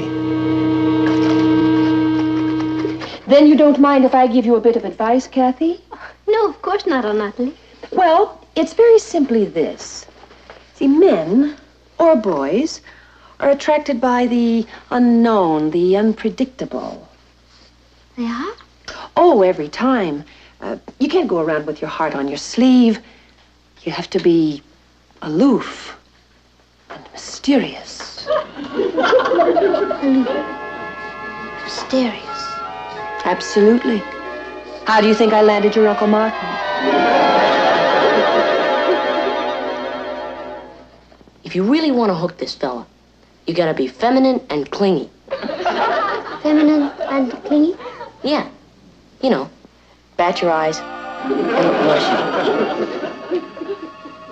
Bat my eyes. Look mushy. Really? Scout's honor. How do you think Nicky Lee landed me? Thank you, Ross. Hi, Kath. How do you feel? Fine. I was just learning how to land Christopher. Oh? How? All I need do is be open and direct, aloof and mysterious, and bat my eyes. Mushy. Who said that? Uncle Martin, Aunt Natalie, and Ross, in that order. Oh, you can forget what they said. I've got the real answer. What's that? I was just watching this movie on TV, Passion's Plaything. It's all about this gorgeous French actress, Caresse Capri. She has every man in Paris at her feet. You know how she does it? How? She treats them like dogs. Like dogs? Mm-hmm. You know, mean and rotten. Caresse, you are a devil. You've lied to me, betrayed me, destroyed me. But what can I do, chérie? I adore you. Oh, but you're a bore. That wasn't very nice of her. Oh, but it paid off. Caresse, if you do not come back to me, I will throw myself in the Seine. And she didn't. And he did. Patty, what has all that to do with Christopher and me? Everything. Kathy, you've got to start treating him like a dog. I can't do that. Well, you want to land him, don't you? Oh, yes, but then you've got to operate. Proud, haughty, cruel. So he said, how about a date Saturday night? And I said, sorry, I'm busy. So he said, how about a date next Saturday night? And I said, sorry, I'm busy. So he said, how about a date the Saturday after that? And I said, sorry, I'm busy then, too. And you know what? What? The next day, he sent me the biggest box of candy you ever saw. Oh, that's wonderful. Then you've got to operate. Proud, haughty, cruel. Are you sure I look all right, Patty? You look irresistible. I wish I felt that way. Look, Kath, Rich went to a lot of trouble to arrange this rematch. Don't chicken out now. They're here. Steady, girl. It's open, Rich!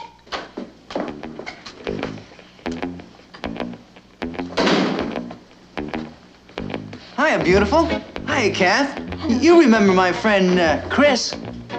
Oh, didn't we meet the other day? Yes, in the malt shop. Oh, yes, of course. You're, Christopher Hubble. Hubbard. Oh, sorry. Would you like to come to the living room? Won't you sit down? Hey, Patty, let's see what's to eat. Oh, yeah.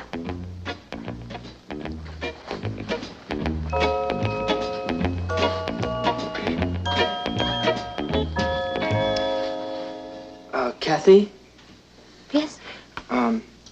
About that meeting next Tuesday Meeting? of the Lit Club. I'll be there. Oh, how nice.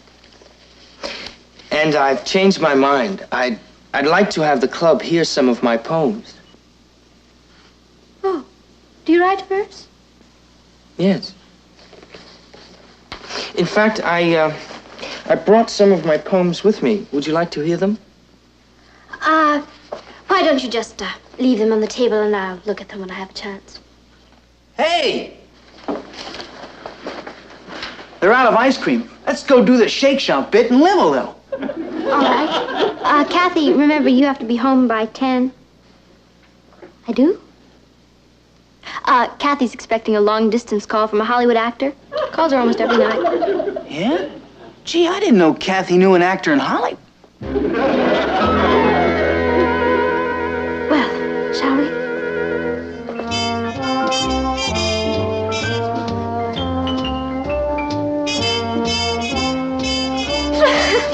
That was Wizard. Can we sit down now and talk? I'd love to. Keep dancing. Kathy, please, let's sit this one out.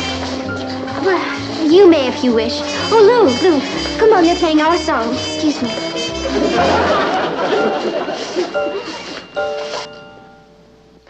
Kathy, you were really terrific. Patty, how long do we have to keep this up? Until he's hopelessly in the palm of your hand. Hello? It's Chris. Gee, Chris, I'm sorry. Kathy's on the other phone. What other phone? Shh. Remember, you're talking to an actor in Hollywood. Oh, no, Betty, I can't do that. Oh, maybe you can, but I can. Hello, Chris? Could you hold on a minute, please? Okay.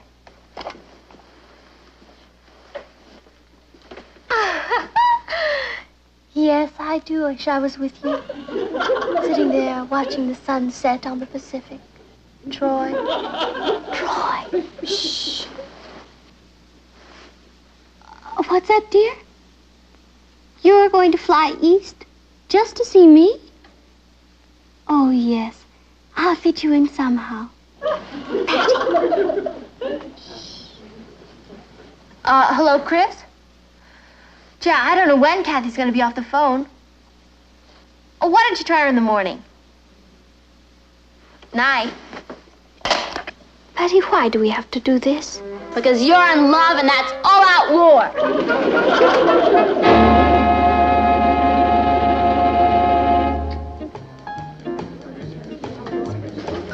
Richard, I need your help. I'm crazy about Kathy, but I don't know how to handle her. Well, what's the handle? Kathy's a nice, quiet girl. That's what I thought. I fell for the first time I saw her at the Lit Club. No kidding. Oh, you sure didn't act like a guy who was in love when I introduced you. It's because I like her so much. Huh? I'm shy with girls, especially a girl I really go for. I don't know, I just freeze up.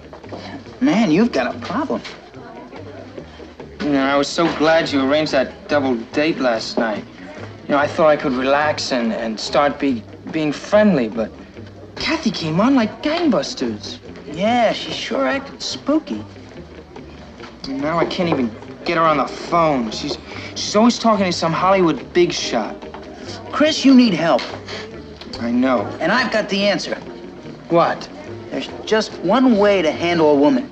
Treat her like a dog. Okay, I'll do it.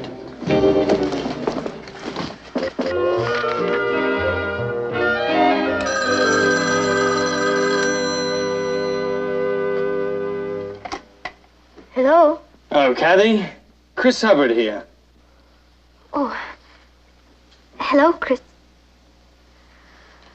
Hello. I'm seeing you tonight, Kathy, see? You are? We're going to that piano recital at the Art Hall, see? I'd like to do that. Oh, fine. I'll call for you about 8 o'clock. I mean, meet me there, 8 sharp, see? All right. I'll be there. Bye.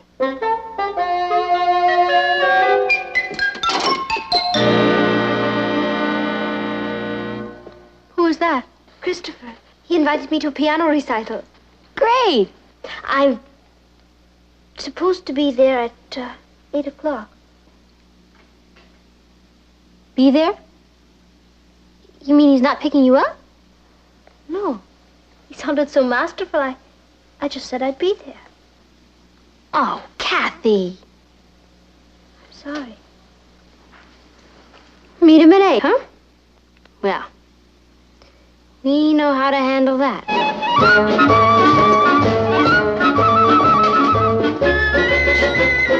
Hi. Kathy! I'm here. You're 30 minutes late, though. Am I? How naughty of me. 2, please. That'll be $1.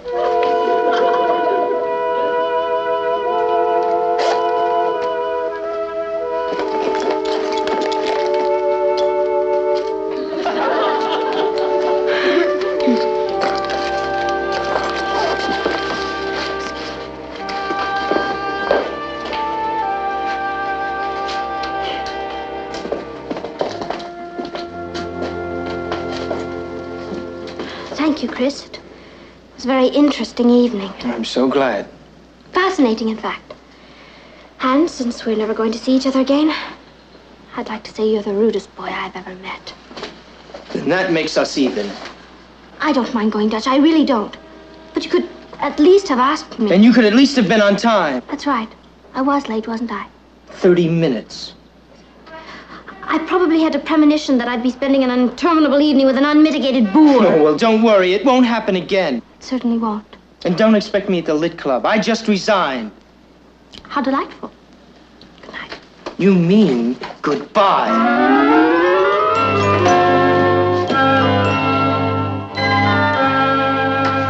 Kathy. I'm sorry. I'm sorry. I should Please. never. I'm not really like that. Kathy, forget everything I said, everything that happened. Just remember one thing. I'm crazy about you. I like you too, Chris. Very, very much. Do you really? From the first time I saw you at the Lit Club. That's when it hit me. Oh, darn. What kind of a nut was I to have listened to Richard? Richard? He told me the only way to get a girl is to treat her like a dog. Richard told you that? What's so funny? Patty told me that that was the only way to get a boy. And all the time, you were... Well, better go. Good night, Kathy. Good night, Chris. I'll see you tomorrow.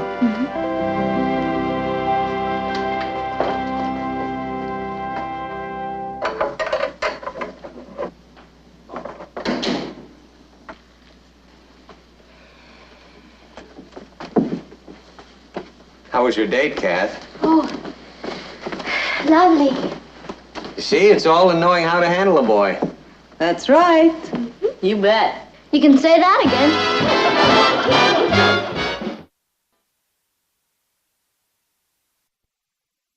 I ordered the shakes extra thick.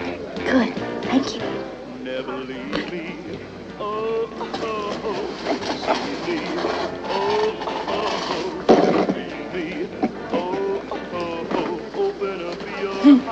Don't they look gone? Flip time. Just like us. You know, for a while, I thought they'd never get together. Me either. But they did. I'm really glad I was able to make it all happen. Yeah. What do you mean you were glad to make it happen? That's right.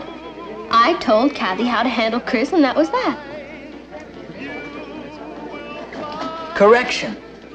I told Chris how to handle Kathy, and that's what did it. Richard, I really don't mean to contradict you, but it was me. No offense, Patty, but it was me.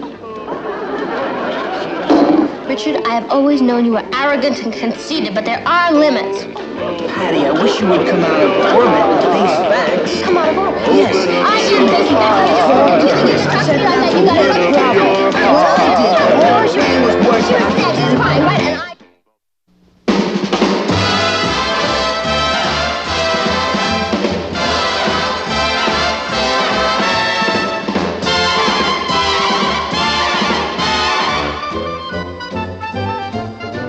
Here's Kathy, who's lived most everywhere, from Zanzibar to Berkeley Square. But Patty's only seen the sights a girl can see from Brooklyn Heights. What a crazy pair. But they're cousins, identical cousins, and you'll find they laugh alike, they walk alike, at times they even talk alike. You can lose your mind when cousins are two of a kind.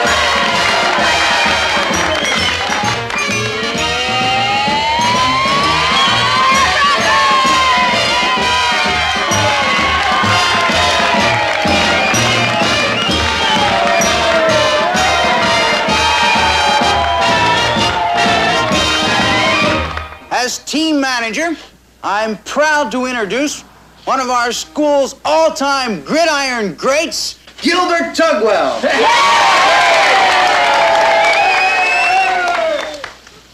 Mr. Tugwell has gone on to win his letter in the game of life, but he still recalls the days when he captained our undefeated team of 1917. That's 1937. Oh, right.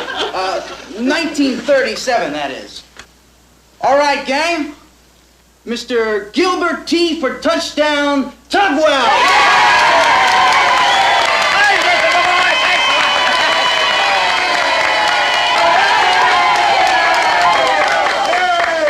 Hello, gang! Gang! That's right. That's right. I'm in the game of life. You know, the business world. But, gang, believe me, life to me is just one big football game. But gang. Listen, I appreciate the fight to stay on top. And, you know, that's what this team is going to do. So,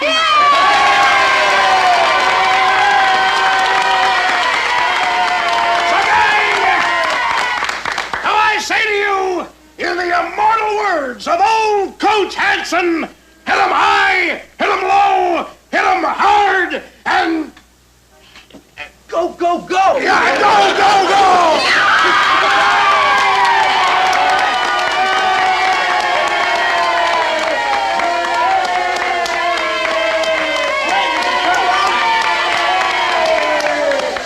All right, gang, here he is. Our quarterback and captain, the finest athlete to ever wear the red and gold, Rock Malenkovich!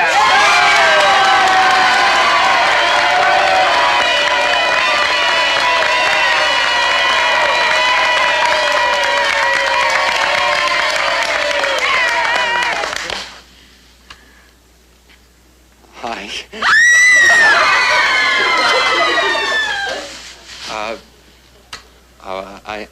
I ain't much, for making speeches. But I'll tell you one thing. We're gonna beat Eastern.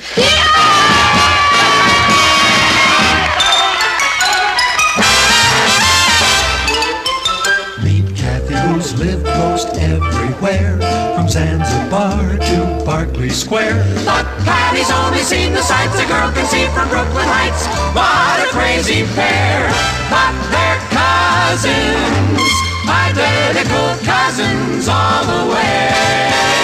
One pair of matching bookends, different as night and day. Where Kathy adores a minuet, the ballet russe, and crepe Suzette. Our Patty loves to rock and roll, a hot dog makes her lose control. What a wild duet, still they're cousins, identical cousins, and you find they laugh alike, they walk alike, at times they even talk alike. You can lose your mind when cousins are two of a kind.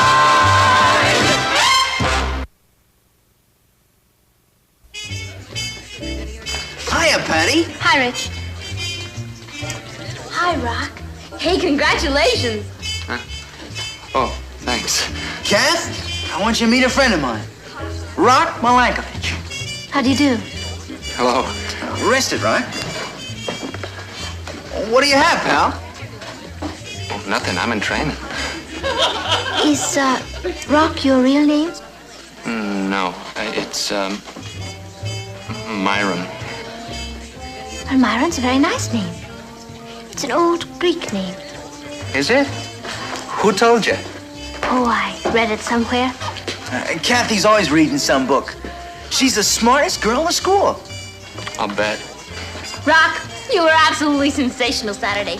When you came out of that T formation and threw that lateral, that blocking... Did you see the game? No, I'm afraid not. Oh. Would you like to be my guest at the game next Saturday? That's very nice of you, but I really don't know anything about football. That's our cast. If you were to ask her to a chess match... I can't even play checkers. Rock, level with me. How does it look for Saturday? Do you think we'll beat Central? Defensively, of course, I know they're very strong. But our team has such spirit and drive. We'll clobber them. But I ask myself, what good is it?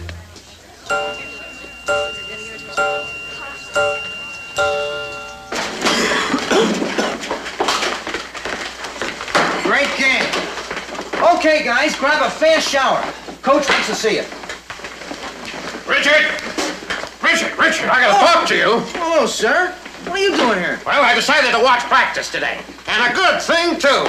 Richard, what's wrong with our boy Rock? Beats me. He's been in a slump all week. Did you see that pass he dropped? I could have caught it with my teeth. Oh, is that the way you did it way back in your day? That's just an expression. And it wasn't so way back. Well, never mind about that. What's ailing Rock?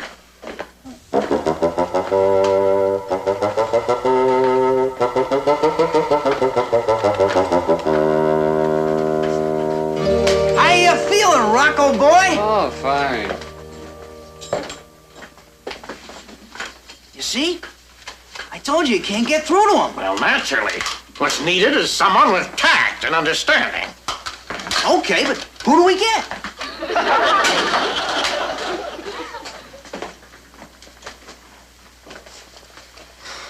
How's it going, boy? Swell, Mr. Tugwell. Everything all right at home? Oh, yeah. Okay. You keeping up with your schoolwork? Uh-huh. Rock, boy, you can level with me. What's bothering you, boy? Nothing, Mr. Tugwell. Rock, I'm talking to you as if I were your own father. Yeah.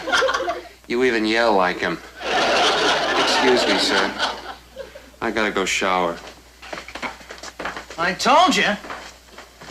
There's no getting through.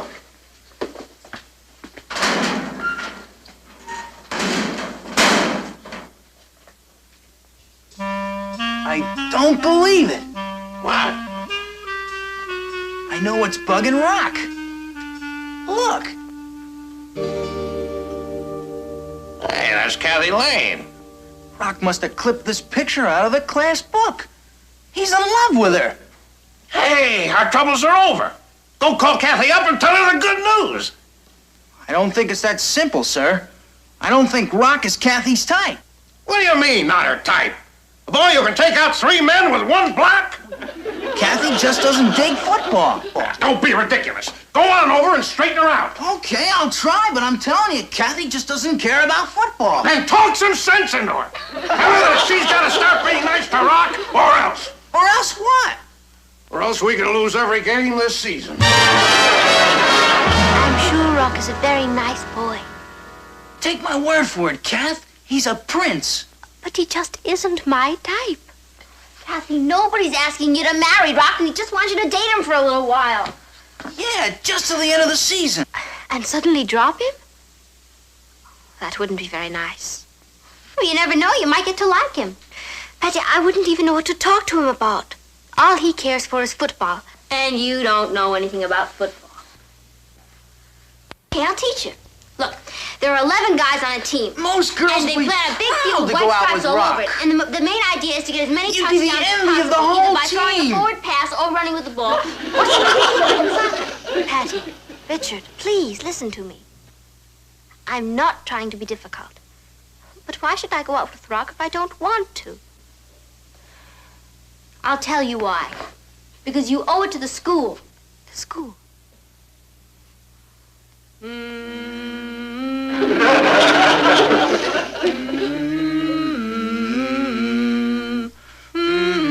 Kathy, do you realize that with Rock on our team, this could be the most glorious year in the history of Brooklyn Heights High? Brooklyn Heights, my Because Brooklyn Heights isn't just classrooms, books, and homework. It's a spirit, a bond, a sacred flame that is burning right now in all our classrooms. In our hearts. And right now, Kathy, you're the keeper of the flame. Are you going to nourish and cherish it, or are you going to let it go out and turn to bitter ashes in your mouth? Brooklyn Heights, My Brooklyn Heights, Brooklyn Heights, my Brooklyn Heights. Oh, hello, Rock. Hi. Here. For you. Oh, thank you. They're beautiful, but you shouldn't have. Oh, it's okay. My uncle's an undertaker. Oh. Shall we go inside? Oh, thank you very much for the football tickets yesterday. Oh, did you have a good time? Oh, yes, I did. It was very interesting. It's the best game I ever played. Oh? That's because you were there, Kathy. What would you like to do today, Rock? Oh, anything you say. It's such a lovely day. Why don't we go for a walk in the park? Great. All right. Oh.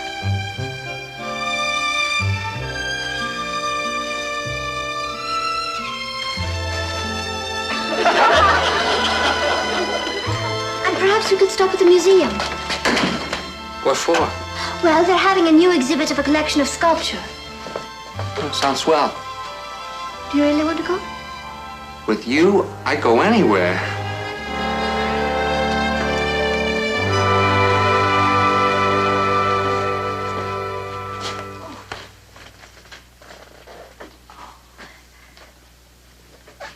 This one's very famous, Rock. It's called The Winged Victory.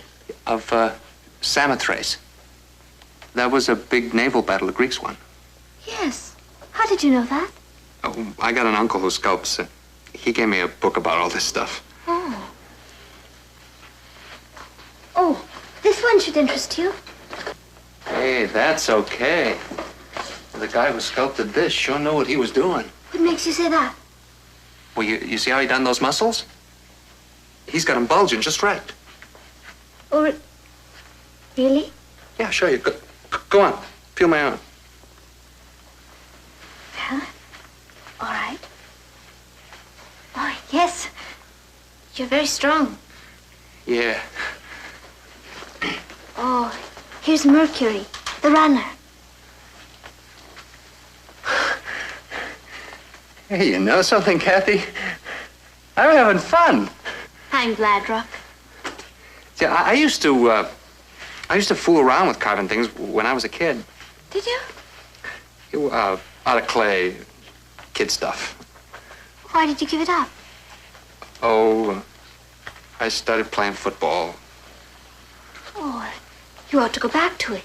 Nah, I'm too busy. You could find time. And just think, perhaps it would turn out that you have a real talent for sculpture.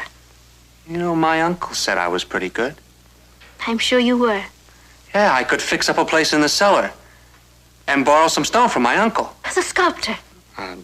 The undertaker. He's also in the monument business. Do it, Rock. Won't it be exciting to try? Yeah. Yeah. I know just what I'm gonna sculpt first. What? You'll see.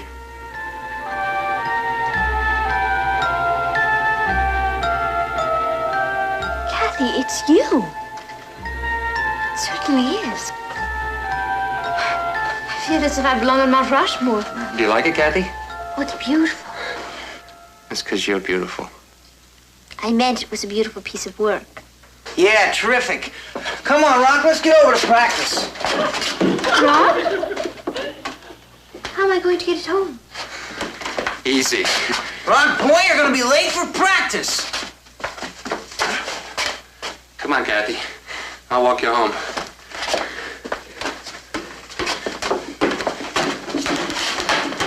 You know something? I think we have an ex-football player on our hands. I'm here today because this is it. Your final practice. On Saturday, you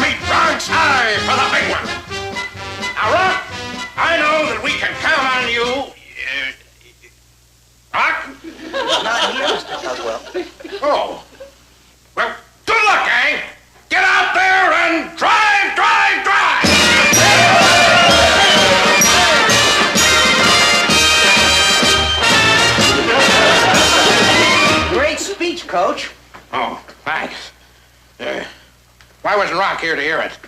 I don't know. Well, what's wrong with him now? I thought things were fine since he got together with Kathy. Well, he's playing as great as usual. You know that. He's been skipping practice lately. Skipping practice? What does he think football is? A game? Rock, you're late. That's right, Mr. Tugwell. I was at the Modern Museum. Modern Museum? What for? Well, Kathy took me to see the new Brancusi show. Very powerful in a non-representational idiom. What'd you say? Rock's on an artistic kick. Oh, forget it, Rock. The only kick we care about is the one that starts the big game Saturday. You might as well brace yourself for a big shock right now, Mr. Tugwell. I'm not playing. What? What are you saying, boy? I'm giving up football, sir. I've decided. It's interfering with my career. Oh, football is your career, boy. No longer, sir. I'm turning in my shoulder pads. You can't, Rock. Not before the big game. Richard, here's my notebook with all the play signals. No longer have any use for it. No. Rock, boy, where's your school spirit? Oh, I haven't lost that, Mr. Tugwell. But it's just like Kathy says. The finest thing I can do for Brooklyn Heights High is to become a great sculptor. No, you listen to me, boy! You're getting excited about all this, Mr. Tugwell. I wish I could be out there with the other chaps on the playing field on Saturday, but my mind's made up. Oh, Rock, wait! There must be 500 girls in this school. Why does he have to fall in love with a culture nut? This way, Mr. Tugwell. And Natalie, and Martin, I want to work with you. Oh, good evening, Gilbert. Richard. Oh, sit down, both of you. Thanks. Here, Mr. Tugwell. I'll get some coffee. What can I do for you, Gilbert?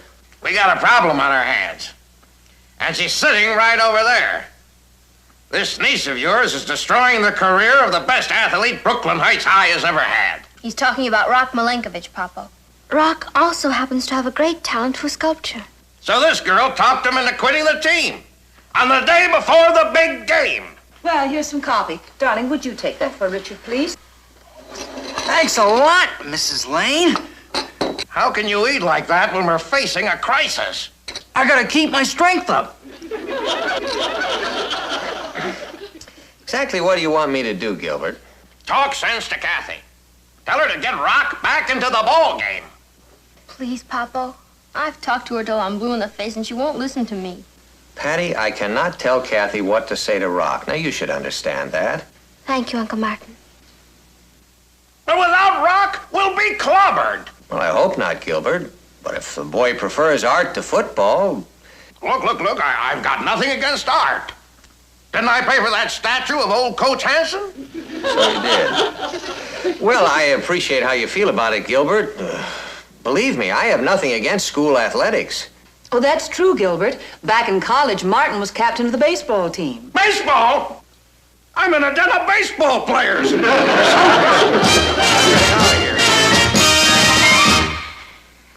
Richard, the time is now 1 minute to midnight. You're fast. It's only 7:30. That's just an expression. Somehow we have got to get through to Rock. How? They'll only listen to Kathy. Yeah, I know. He's coming over later. That means he's probably still home in his workshop creating. So? So? Pick up that phone and dial Beachview 23598. Okay.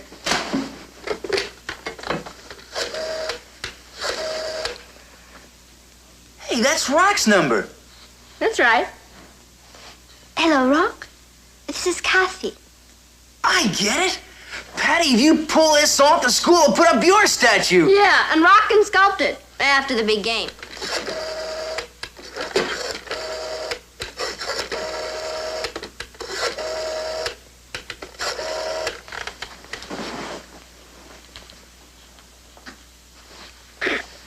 Hello, Rock? This is Kathy. What you doing? Oh, you're sculpting a new statue? Oh, no, don't come over. I'd like to run over there and take a look at it.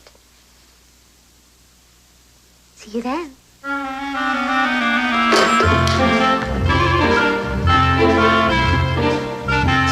Sit down. I'll be through in a minute.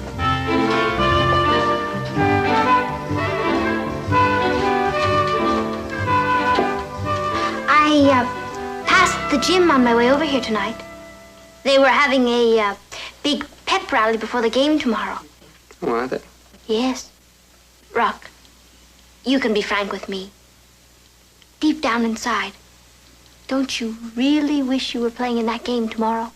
Oh, yeah, I do. Kind of. But it's like you said, Kathy.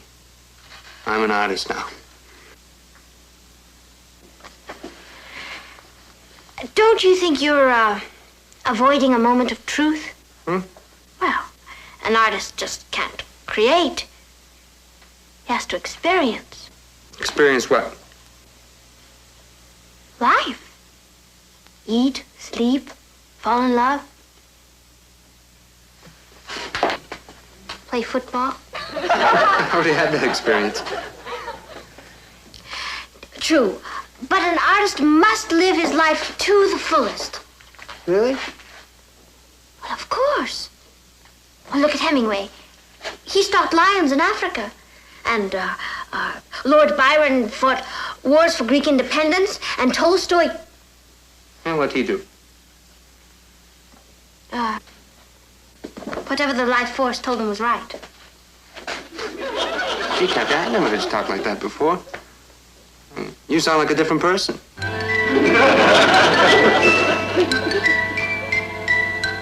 I just want you to pull through yourself.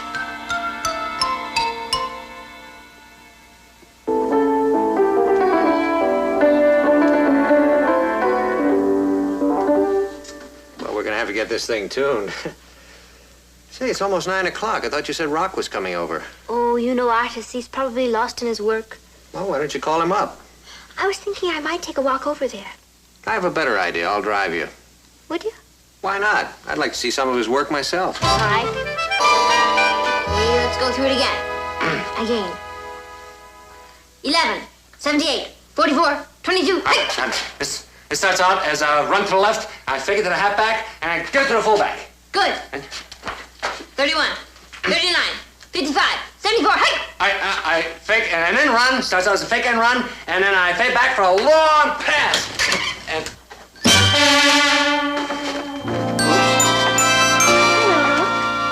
Kathy. Hey, there are two of you, Kathys. What's going on? Well, I have a theory, Rock. But perhaps Patty would like to explain. Patty? Mm-hmm. Pat, you didn't. Shall we say I nearly did? Is that all you have to say? I did it for the old school. I wanted to see us win. It's a far, far better thing I do than I've ever done before. Oh, boy, am I ever sorry I did it. Are you beginning to find the game How about that exciting, running Kathy? mate? When Rock got away and the three guys almost had him and he still made it?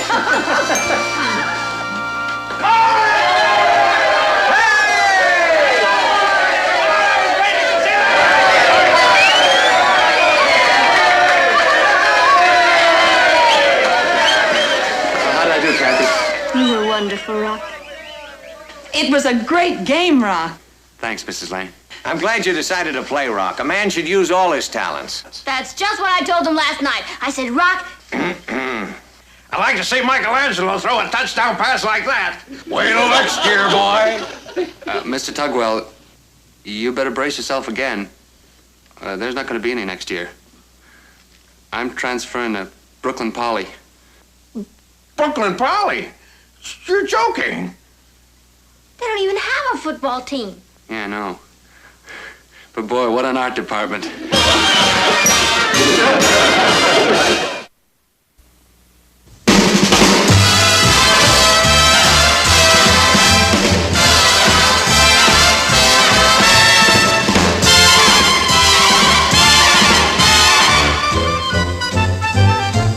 Here's Kathy, who's lived most everywhere, from Zanzibar to Berkeley Square. But Patty's only seen the sights a girl can see from Brooklyn Heights. What a crazy pair! but they're cousins, identical cousins, and you'll find they laugh alike, they walk alike, at times they even talk alike. You can lose your mind when cousins are two of a kind. Hello, everybody. Hello, darling. Hello, Uncle Martin. Hi. Where's Patty? I believe she's up in her room. Patty, I'm home. This is great. The Magnetic Man and the Electrodynamic Monster are gonna fight an ultrasonic duel over the Subterranean Lady. I'd hate to see their electric bill. Patty! Somehow, Patty's seconds seem like hours. Watch this. Patty, you're $25 richer today. $25 richer? You raised my allowance. No, but you remember the 25 shares of stock that I bought you for your birthday? Sure. McGregor Elevator Company. Don't tell me elevator went up. It went up another point today, and that makes a total of 5 points since I bought it. That's wonderful. You've made $125, Patty. $125 and I didn't even have to do anything. Well, it did help a little to have a shrewd father who's got business know-how. Yeah, you do look a little like Bernard Baruch. As a younger man, of course. Ross, don't push your luck. How long has this been going on? It's an instant gold mine. Patty, if you have any notion of investing in the stock market, you can just forget it. Oh, I'm not going. McGregor Elevator could just as easily have gone down 5 points. And then you'd have been $125 poorer. Yeah, I know that, but... And before you ship all your money to Wall Street, you owe me $2 from yesterday. Don't worry. I think Patty is trying to assure us that she's not going to buy any stock. That's right. I'm going to sell it. You're going to sell your stock in McGregor Elevator? No. I'm going to sell stock in me. Patty Lane Incorporated. Meet Kathy, who's lived most everywhere, from Zanzibar to Berkeley Square. But Patty's only seen the sights a girl can see from Brooklyn Heights. What a crazy pair. But they're cousins, identical cousins all the way. One pair of matching bookends, different as night and day. Where Kathy adores a minuet, the ballet russe, and crepe Suzette. Our Patty loves to rock and roll, a hot dog makes her lose control. What a wild duet, still they're cousins, identical cousins, and you find they laugh alike, they walk alike, at times they even talk alike. You can lose your mind when cousins are two of a kind.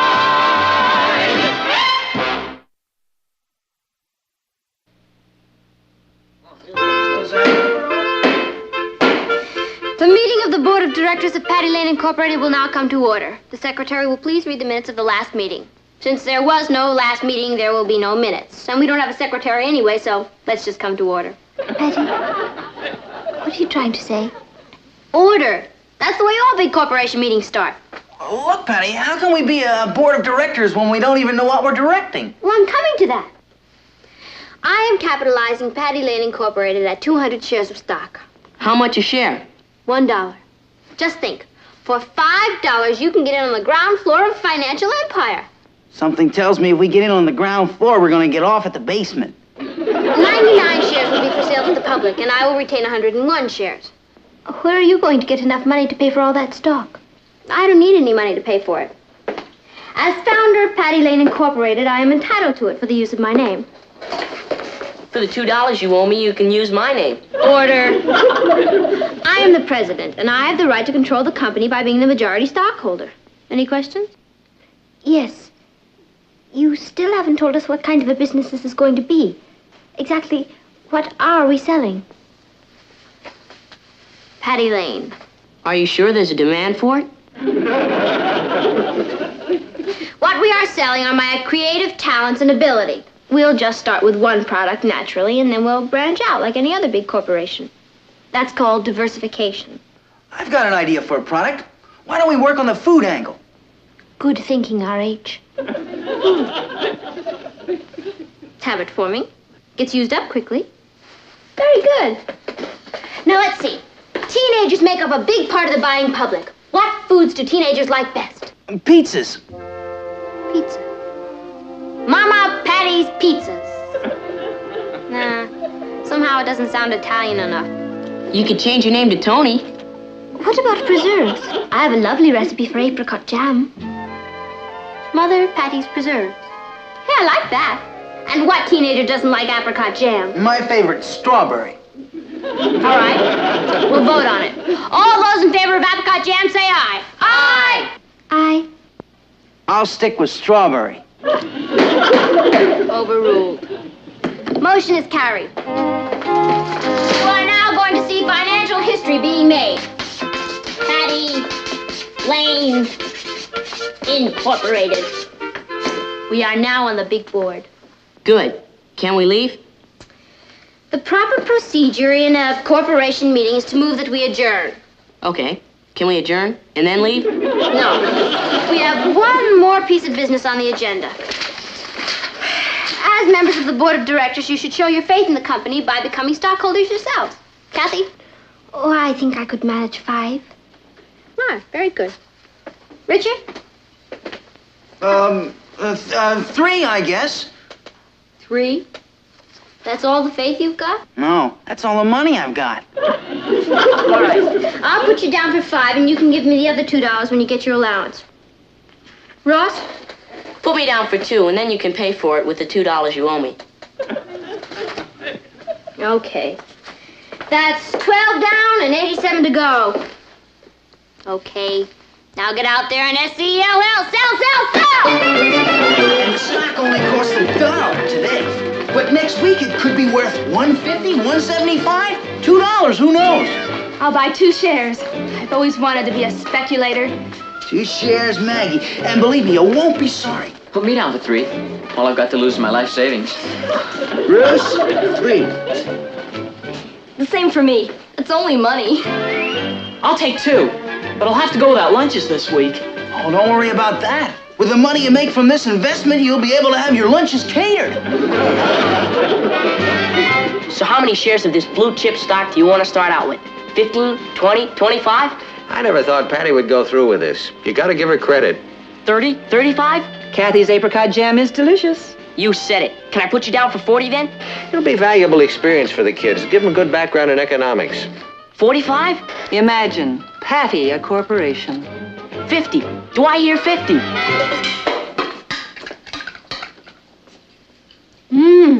It's wild, Kathy. You've outdone yourself. Hey, cut that out. You're eating up all the profits. I'm afraid I can't take all the credit. The recipe was originated by King George III's kitchen staff. Hey, that gives me a great idea for a slogan. The jam of the kings and the king of the jams. We'll put that on the labels. Now that we've got all these samples, we've got to get out and create a huge demand for them. How can we create a huge demand with just 6 little jars of jam? Just leave it to your prez. Oh, look, Sammy, all I'm asking is that you take 2 jars of Mother Patty's preserves on approval. Patty, you're wasting your time. Nobody's going to pay money for this. Oh, you never know. Just try it. I'll be back tomorrow.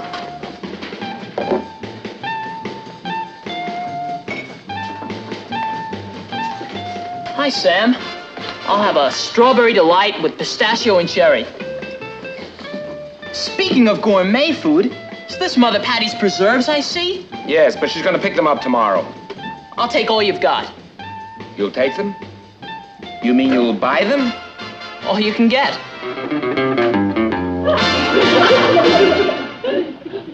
I'll take this loaf of bread. And what kind of jam do you have? Oh, we have a special on grape jam. 2 for $0.25. What's that jam everyone's been talking about? Oh, my grape jam. 2 for $0.25. No, Mother somebody's... Oh, there it is. Mother Patty's preserves. I'll take all you've got. All right. All right, make it an even dollar.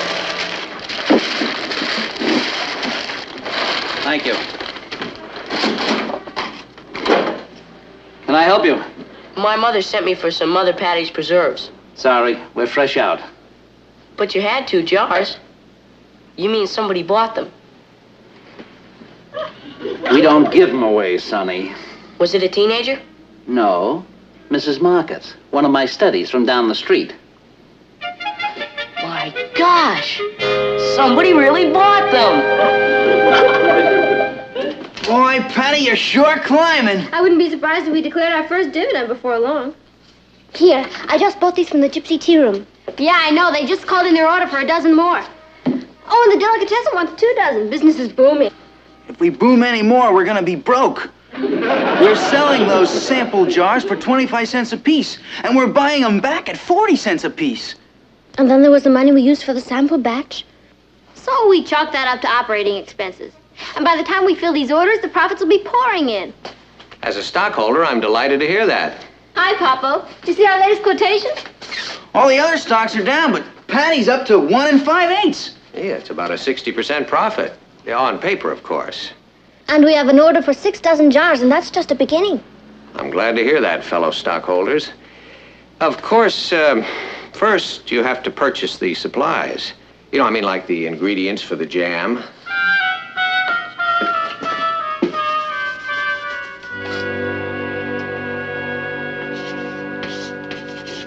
And the jars.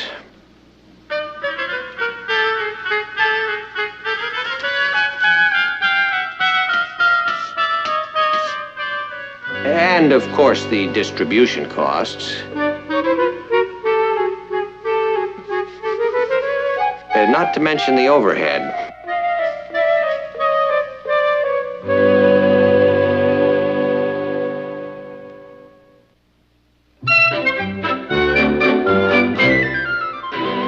I suppose it's a case of having to spend money in order to make money, right?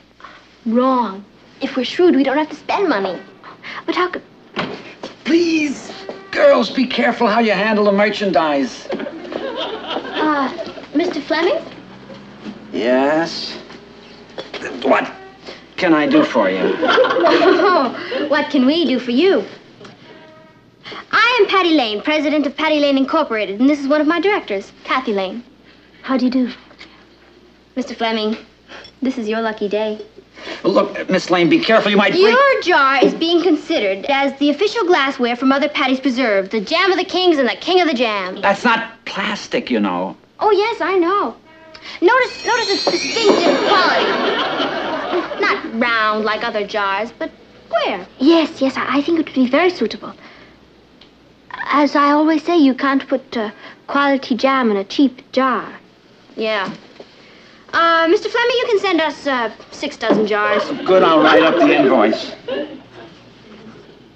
Invoice, Mr. Fleming? Invoice? Please! When we are prepared to announce to the world that the Fleming Bottle Company are our official glass makers? 6 dozen jars isn't a very loud announcement. Well, that's just a beginning. Yeah. Mr. Fleming, I am prepared to offer you 15 shares of stock in Patty Lane Incorporated. In exchange for the jars. 15 shares? Patty, you can't... You're right. That's too much. 10 shares, and that is my final offer. I don't know much about Wall Street. Oh, but you do know about Easy Street, Mr. Fleming.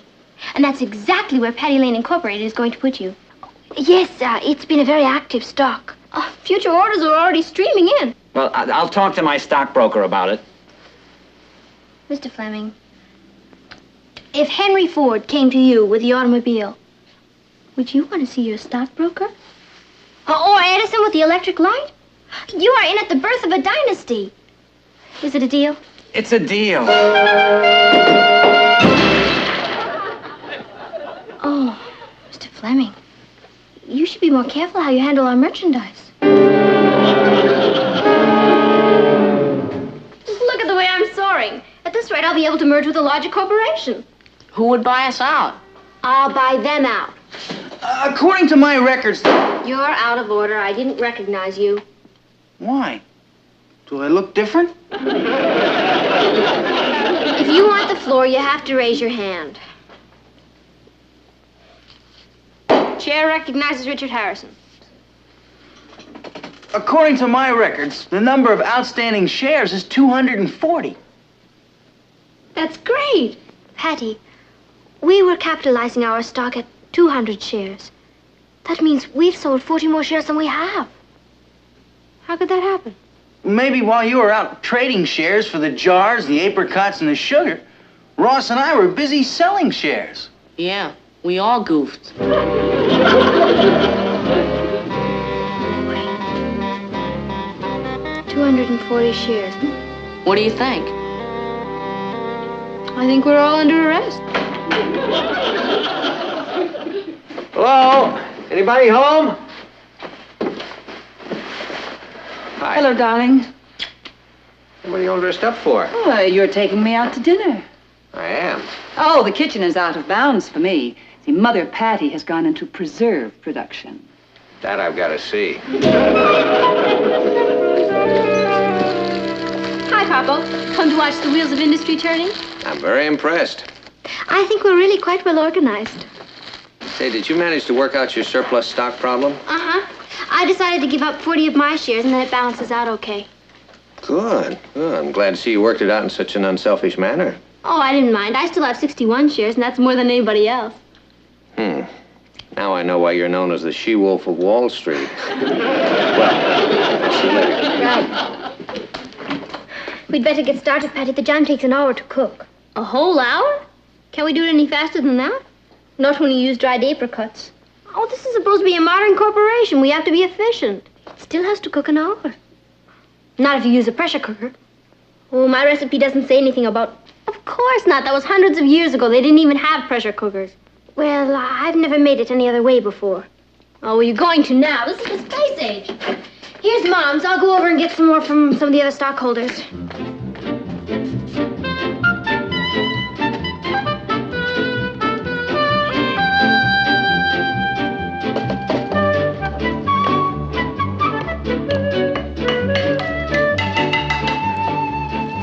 Now, this is what I call mass production.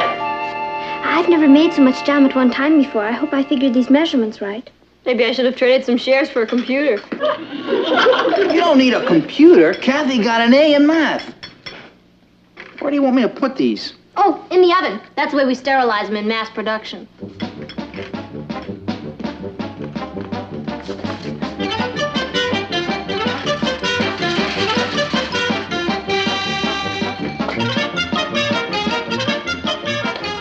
Aren't you filling them a little too high?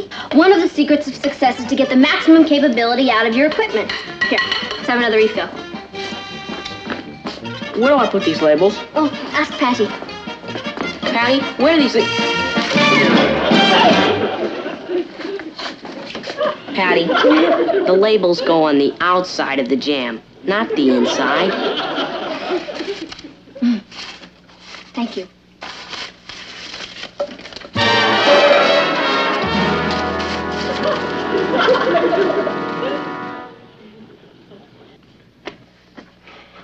Isn't it time for the jam to be done? Yeah, any second now. I gotta leave soon. My father only gave me 2 hours to be a big business tycoon, and then I gotta go do my homework. It's been 30 minutes, Patty. Seems like 30 years. There it is, folks. The jam's done. From now on, the stock of Patty Lane Incorporated skyrockets.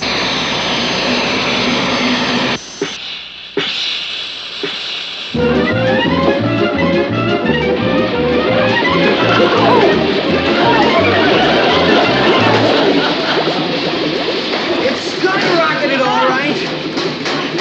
Oh, welcome to the 4th of July. Our mass production is a mass mess. You better clean it up before your mother and father get back. How are we gonna fill our orders? We'll start all over again with new supplies and chalk it up to research, so our first quarter profits will be a little less. I really don't think we should... The jars! They're still in the oven!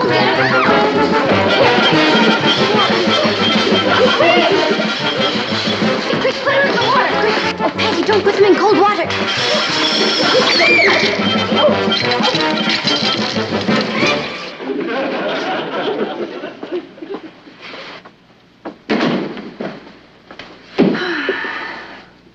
Gee, it smells like apricot jam.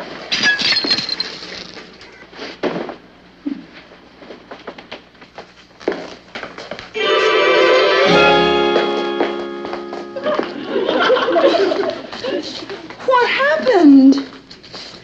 I think the bottom just dropped out of the market.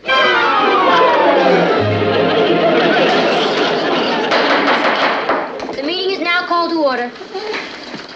Okay, let's face the facts. We had a couple of setbacks, right? Right. And we've wasted all our supplies, right? Right. And we can't fill our orders, right? Right. But are we licked? Right. Come on now. There's an old saying in big business. If at first you don't succeed... Cry again. Can you be serious? We can start over. Oh, come on. Oh.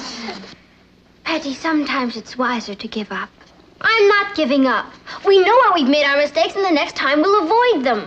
Look, we ought to take our losses and dissolve right now. Patty, that's the way we all feel. Well, it doesn't matter how you all feel. I'm the president, and I move we resume operations. We say no, and we outvote you. How can you? I'm the majority stockholder. You have more shares than anyone else, but you don't have more shares than everyone else combined.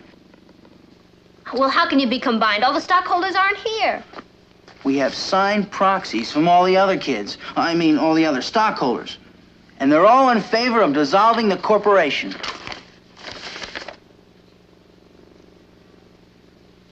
You too, Kat? I'm sorry, Patty. But it's for your own good. Ross? I'm sorry, sis.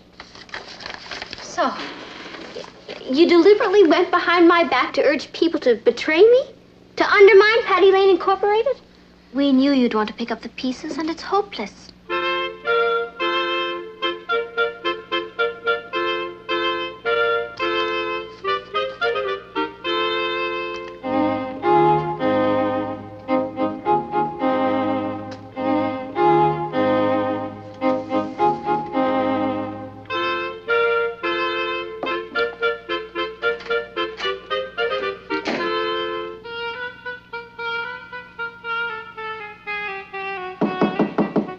Patty, may I come in?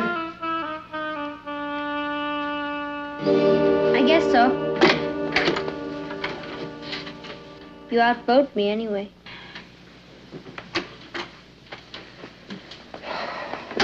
Yeah, I wish you wouldn't feel this way about it.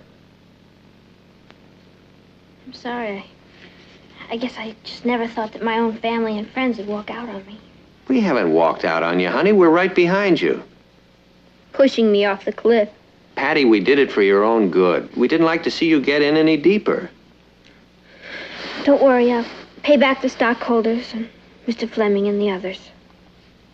Well, that's not really necessary. I mean, it's already been taken care of. Everybody's been paid back. How? Well, Kathy and Richard and your brother Ross all came to me with some money they'd saved. They asked me to use it for you, to reimburse the others. So, well.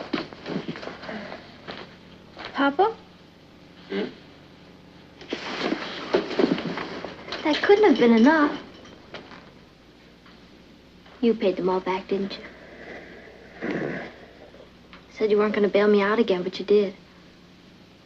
Honey, if you learn something from it, we'll put it down to the cost of your education. And it's worth it. Thanks, Papa. Besides, I thought it was a wonderful idea. You just got a little overambitious.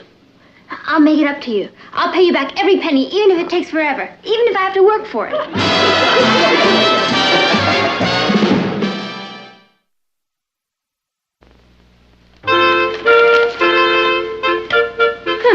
do you like that? We're up to 80 today. Says they expect it to go even higher. I made some apricot jam this afternoon, Aunt Natalie. Good. I'll serve it with breakfast tomorrow. Pretty big jump from last week, 70 to 80. Why don't we do something exciting, like go to the movies? They predict it'll hit 95 before long. A new high for the year. 70 to 95 in 1 week. Sounds like an interesting stock. Martin, please don't get her started on that again. Yeah, but she may have something there. And if it goes higher than that, they say that... Patty, what's the name of that stock? You say something? Yeah, I just asked you what the name of the stock that's doing so well. What stock? I'm reading the weather report. Anybody for the movies?